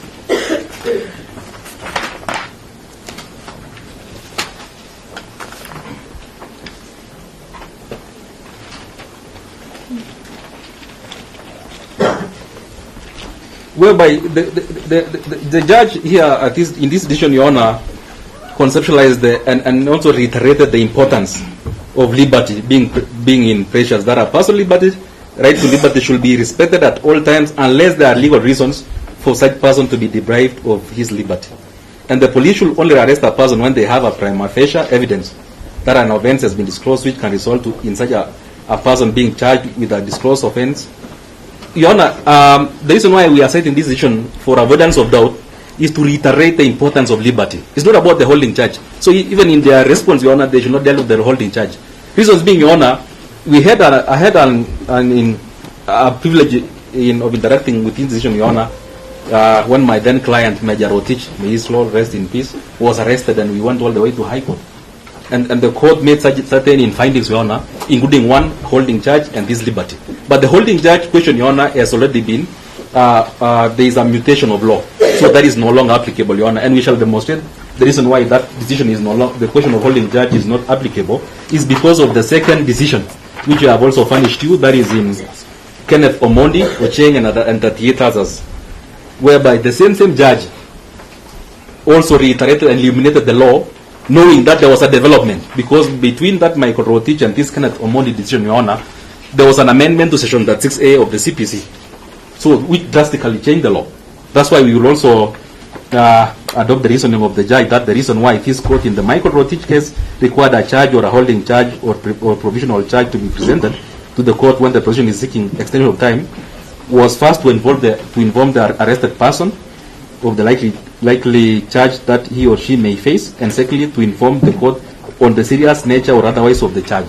So that was the reason in that development of the jurisprudence, Your Honor. So in grounding our application, Your Honor, and also we'll also invite you to consider another factor, Your Honor, that the suspect before you, the respondent before you, is still presumed innocent. That is verse 1 to Article 49, I think 1A, 52A of the Constitution, whereby he is presumed innocent unless otherwise proven. So no matter the veracity, the public pressure or anything, Your Honor, he is still presumed innocent. So we'll also invite you to consider that one, Your Honor. And finally, also we'll also invite you, Your Honor, to consider that is not a flight risk. Yes, fixed aboard, both within Nairobi and also in Eldoret. And it has not even been demonstrated also that is a flight risk. So those are the issues, Your Honor, that we'll humbly invite you to consider in granting him bond or bail, Your Honor.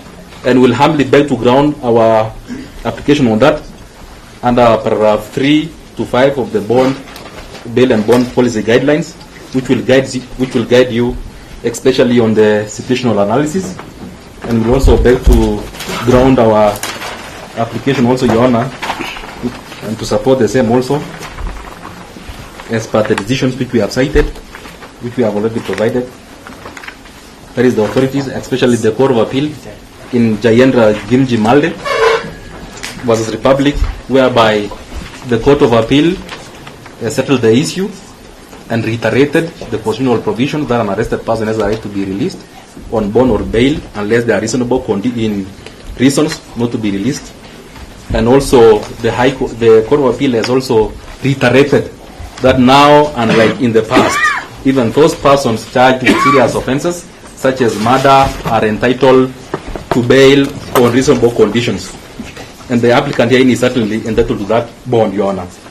And also on that other issues also, Your Honor, which we have been told that there are compelling reasons to express the question of interferences, safety and interest, Your Honor. We'll also humbly invite you, Your Honor, to adopt the reasoning of Justice Mativo in Republic versus Danfo Kabage, and I know my learned senior Cleveland Beta also argued that matter, whereby the High Court has laid the test of compelling reasons.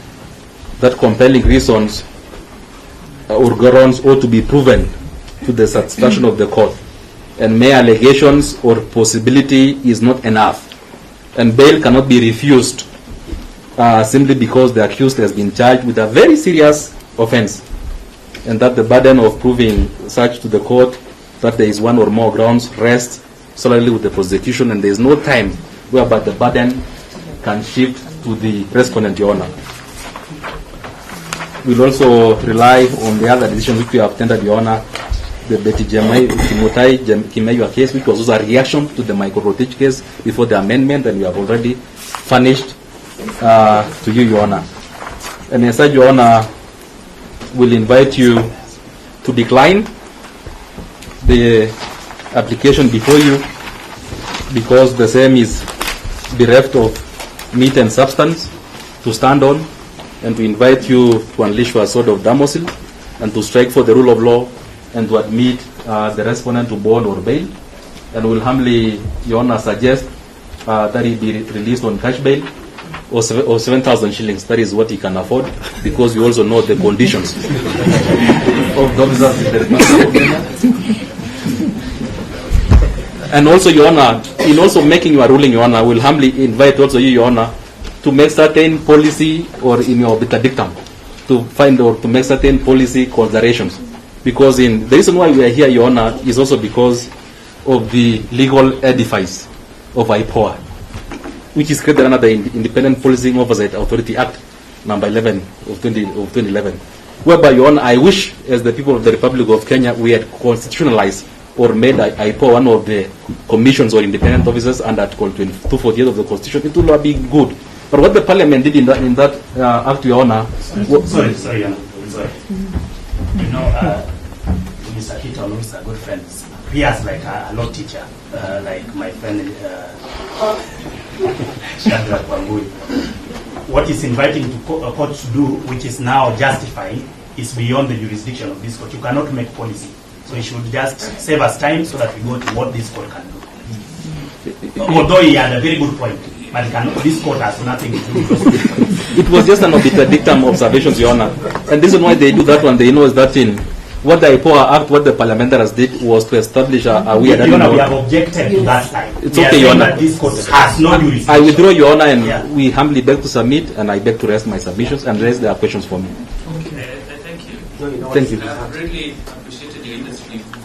Thank you, Your Honor. You've brought it so eloquently. Thank you, Your Honor. And erudite. Thank you, Your Honor. So I believe the others will not have anything to say.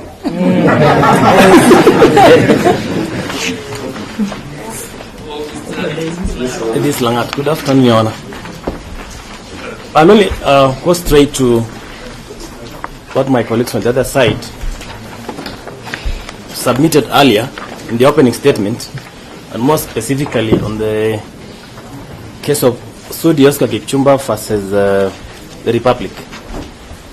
The decision which I believe they will share with you, I've just looked at it and analyzed while sitting here. These are decisions that, in essence, will allow you to dismiss the application today. I'm happy because they are the ones who brought this decision. It's a very beautifully done judgment, ruling. The test that they have been argued by my colleague under Article 49 are found in this ruling. I want to address one or two issues. The first one is the aspect of the investigations. They have made a picture, or they have painted a picture that our client is likely to interfere with investigations. Your Honor, today, the witness, in his affidavit and while being questioned in examination in chief and in re-exam, has told this court that they are in control of certain important exhibits which are not within reach of our clients. There's no way you can interfere with those items, exhibits, which are in control of IPOA. Your Honor, the second aspect, which I believe will be addressed by my learned seniors, is the aspect which came out in the affidavit, the issue of forensic analysis. The forensic analysis of the phone, the gadgets, will be done and shall be done in the absence of our clients. IPOA has officers capable of doing that job conclusively without any input from our clients. The attempt by the applicants to say that our client should be in custody while this process is going on should not be entertained by this court. This court, Your Honor, should abide by the binding decision in Professor Ngugi's decision and release our clients on reasonable bail, which my colleagues have suggested, and put even other conditions which our client is willing and ready to abide by. Those conditions, the discretion is with the court. We therefore submit that the application has fallen short of meeting the threshold set by various decisions cited by my colleague and have been supplied to the court, meeting the requirements of compelling reasons. Finally, Your Honor, the affidavit that was filed before this court does not produce, does not even have did not even attempt to convince you for those compelling reasons. With that, Your Honor, I beg to rest my case. I'll allow my seniors to have their time. Thank you.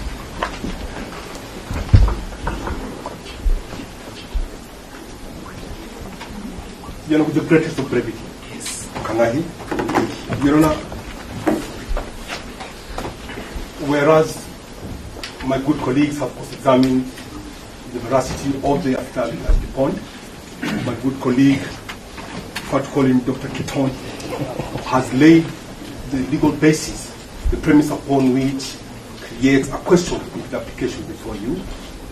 I'm just reminded before my good colleague, Mr. Ombeta, submits in its finality to say that the application notice of motion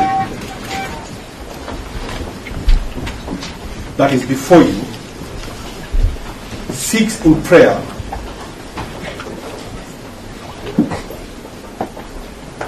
A, B, C, D.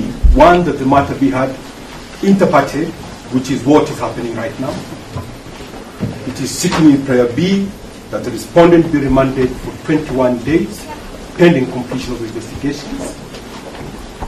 It prays in prayer C, that the electronic gadget seized from the respondent be subjected to forensic examination. And finally, any further orders that this honorable court may deem fit.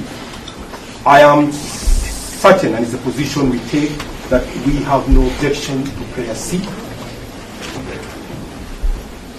they so would want to examine the gadget, given the fact that they are already seized and in custody of the gadget, as to whether we oppose or not, we would not control what they intend.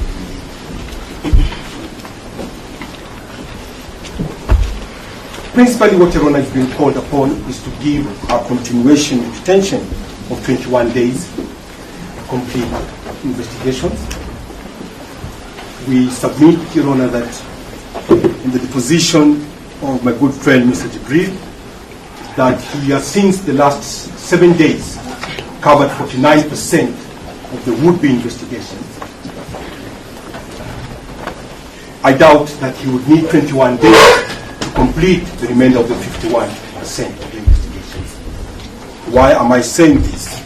The persuasion of my good colleagues that, Your Honor,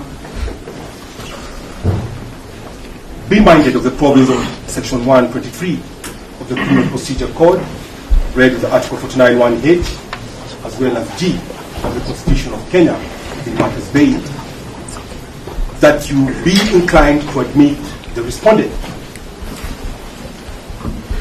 to a pre-plea bond condition is the positive aspect that we are all taking, and we have no doubt that Your Honor, clothed with wide powers to make such a determinate decision on bail bond, would grant. But in the unlikely event that Your Honor is disinclined to grant bail bond as is being prayed, that you consider that the days so requested for 21 days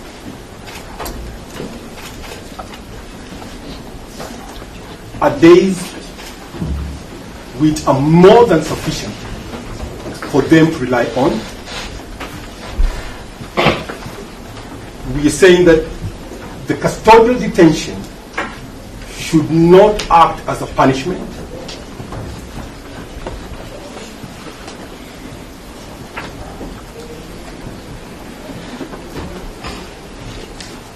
Given the fact that you've been told the cooperativeness of the respondent and the clear position of the application before you, as well as the affidavit of one Mr. Jibril, which presents before you no evidence that the respondent is a flight risk, no material evidence, as said, is placed before you that the respondent is likely to interfere with any witnesses or investigations as they are ongoing. But most importantly, that their wish to have the respondent not granted bail is premised on his own safety. And we would only ask, is the police saying that they are unable to secure and safeguard the safety and interest of its citizens?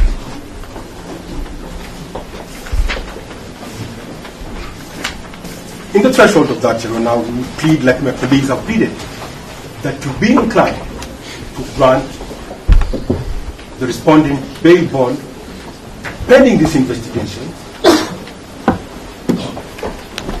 and I'm minded that he has been cooperative and no indicator has been placed by the investigators or by way of affidavit that he is likely to become uncooperative moving on forward in this particular investigation. And should in both lean as to whether you grant bail, which we hope you do not, that the days sought for completion of investigation are in excess, Your Honor, and that if they are limited, it would not in any way prejudice the investigations, as nothing would bar the good investigators from making a return to this court and seek extension of more or further time sought to conclude the investigation.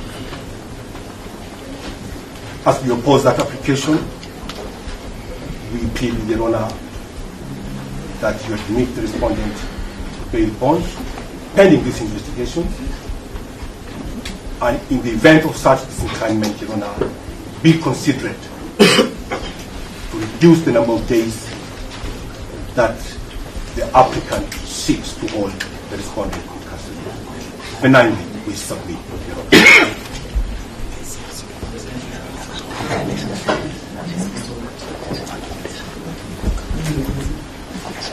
Okay, Your Honor, I was thinking that my colleague Chandra was going to say something. But let me start with if whatever wants to add, you can add. But The last one is yes. Okay. Now, Your Honor, let me start first of all by asking that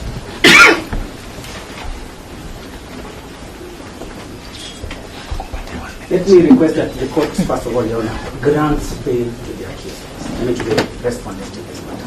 Please grant him. And I'll be requesting the court very humbly to do so.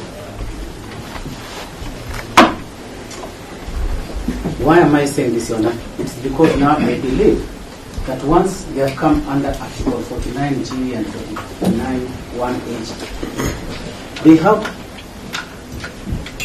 an obligation to give you compelling reasons. It's an obligation. It is nothing less than that. Your Honor, if then they have failed in that particular point, what then becomes of that article? Doesn't it become absolute once they fail? And I'm saying they have failed at least miserably. Why am I saying this, Your Honor? Because if you look at Article 49, and this one was also in the Republic versus Oyama of cases, the court has indicated what is supposed to be a compelling reason.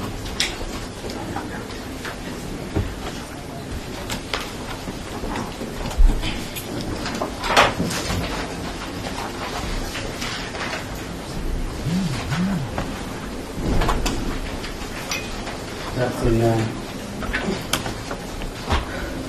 paragraph number 23.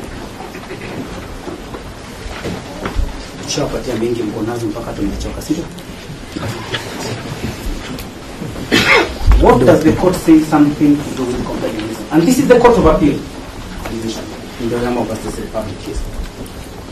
It must be something that is forceful, something that is so convincing, something that is so strong that the court cannot ignore it. Cannot ignore it.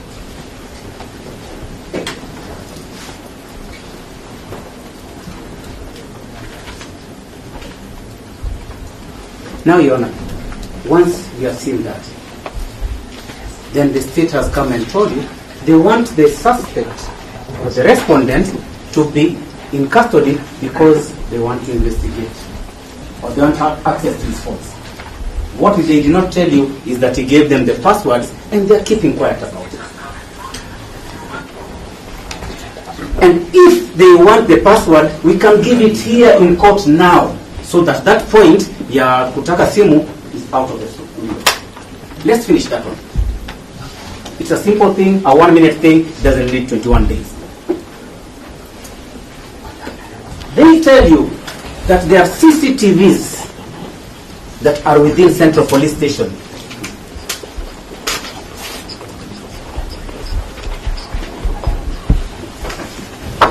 And that the suspect, the respondent might interfere with them. But the investigating officer has told you clearly they have taken the material that was required. He called it a DVI. That is the most important one. So what they have there is a shell.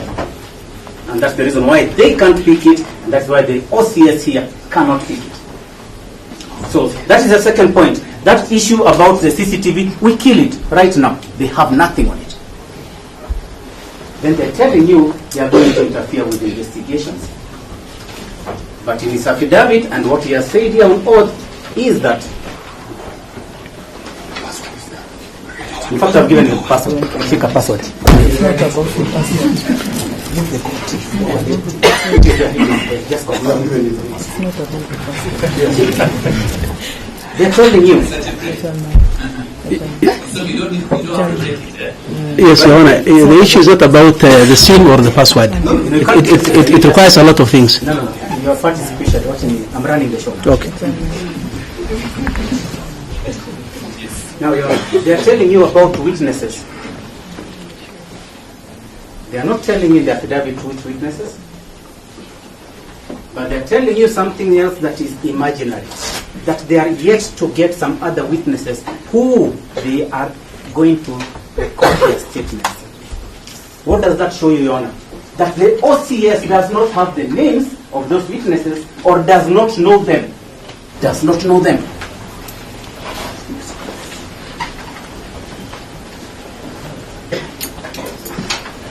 Such that if we come then to the issue of witnesses and interference with them, it is finished. One of the reasons that the court wants to grant bail to an accused person is whether he's going to appear in court or will appear where is required. Why is this important? Let us look at the antecedents of the respondent here. When the IO here called him, did he appear? Yes. When he was told to go and record a statement, did he appear? He did, and recorded a statement under inquiry. When the DCI director himself spoke and made some wild allegation in Parliament, the OCS woke up by himself and took himself to the Gigiri police station, headquarters CAT, and asked, do you need anything from me? Look at this kind of person we are talking about. Do you need anything from me? Then they arrested him. Why would you deny him bail, Your Honor, when such a person has exhibited a person who is capable to cooperate and even volunteers before they get those Subarus to go and pick him? He volunteers. So today, we are talking of a person who knows the law and respects it. Those are the grounds that they had for you today, Your Honor. So what else remains? Now let us go back to that issue of the litigation. Then have they convinced you, Your Honor? And I am saying they have not. And that is why I will agree with my learned colleague that if you gave him a cash bill of 7K, that is fine. In fact, for me, I'd say pre-bond. Because at the time he was going to those officers, he was okay. There was no money, there was no cash bill, but he went. That shows a person willing to come to court. They quote Article 19, they quote all those articles in the law. But you see, Your Honor, today, let us agree. Why do we have these fundamental rights? It is so that we can protect this kind of person from this kind of people. The police. That is why you have these fundamental rights. And Article 19 is quite clear, and it's my favorite, that these fundamental rights, who do they belong to, Your Honor? They belong to an individual and not the state. Not the state. Once they know that those fundamental rights exist, they come to Article 20, which is very clear and says it binds all state organs, including the court, including the prosecution, and including the officers, the police officers. That includes also IPOA. If it includes them, today they come with an affidavit and tell you, denying bond on very flimsy grounds. Did they read Article 21? I am certain that they ignored it because Mr. Whitty, my friend here, would have told them.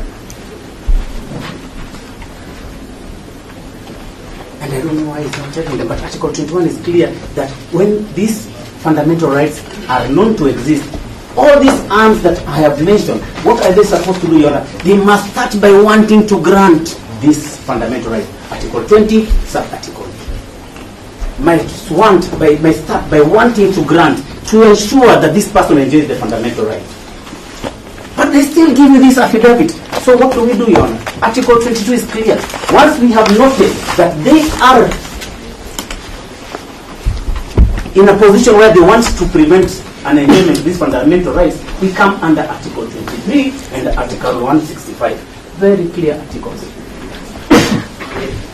So that the court, once it has noted this kind of, can I call it, bad faith application, will be able to see.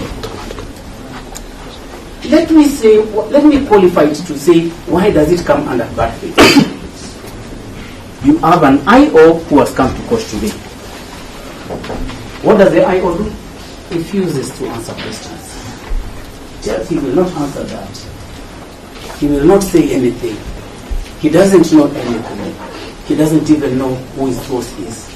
And he doesn't know whether he attended a press conference. Now, things that are in public domain, and we know them by ourselves. Why should you believe him today?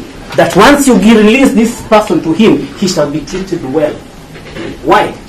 You cannot believe him because he denies publicly even his own boss. I know now how Jesus felt when Peter just...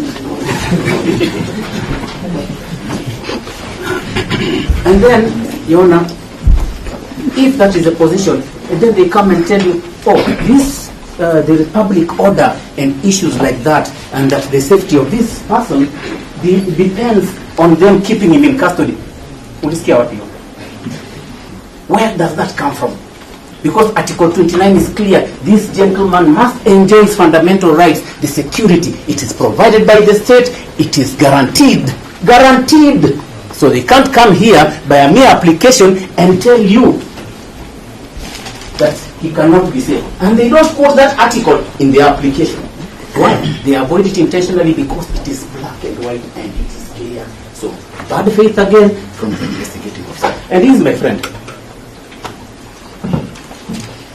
Now, Your Honor, I know when the state wants to respond, they will start telling you about probabilities.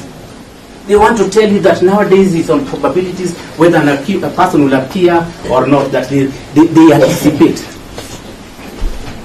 And you can see from their affidavit, they are alleging, they are saying likely to abscond, likely to interfere. It remains likely. Let us change that scenario of likely. Let us move from the bail bond issues first of all. Let us go to what the law says today. Law is very clear. And there are three authorities that I will give the court. One I've already given, the one of Oyamo. Then there is one of Richard David Alden versus the Republic, that is the number 40-something. Oh, you see, I'm even so confusing myself here. Richard Alden versus the Republic, that is the High Court case number 48 of 2016.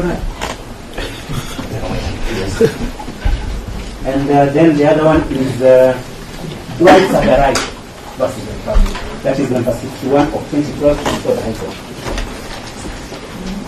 Proudly, let me say that I appeared in the matters. What did the court say when somebody makes an allegation to do with somebody is going to interfere? The court did not say probably. The court said must put evidence, must show something, must produce something. Why? Because if we were to leave it to imagination, the sky would be the limit. So if you are saying somebody is interfering with witnesses, you must show that he directly interfered or indirectly or has attempted. In the affidavit that you have been given, nothing is there. They are saying likely. That was held by Justice Corrier in the Dwight Sagarai case and was also supported by Justice Lesit, as she then was in the Richard David Alden case. If you're going to say somebody is going to abscond, what does the judge say in Lesit? She says that you must be able to show that an attempt has been made by the person to try and abscond. Not only that, maybe there's a ticket, plans of traveling, or arrangements made. So I'll ask you, Your Honor, and I will give you the answer. Have they given you that? Then the answer is no. Such that even in the case of Oyamo, when they are saying that public order and public interest and all that, the court in Oyamo versus the Republic, and this is a court of appeal case, and that is the law. What does it say? For you to say that there is public order and rest and all those things that they are saying, they must show. All this unrest that has been going on has not been because of the OCS. Tuesday, tomorrow, there will be an mandamano in reference to somebody else. Not him. You know, we hope that goes on record. That matter of fact, we hope goes on record. It's even on social media, and let me tell you why they can't tell me not to say anything about social media. In his affidavit, he said they got these issues from social media. You know, don't shut me up. If that counsel can go to social media, we're just asking the court that as he says it from social media, please record it for us. We will use it. Yes, Your Honor. And if that is the position that they are going to say and they are going to use it, let me tell you, Your Honor, it was not in relation to the OCS. It must be mentioned that it is the OCS and it must be accurate. Let us not generalize. That is why that law has never been overturned. Until today, it has never been overturned. So, what then does that leave the prosecution with? An empty shell, Your Honor. Today, they have come to this court, not, as I said, to do this case in a proper manner, but in bad faith, which have demonstrated, and an affidavit that does not meet the requirements of Article 49, and at least what they will come out from with here is that at least I've given them a definition of compelling reasons. Yes. Thank you.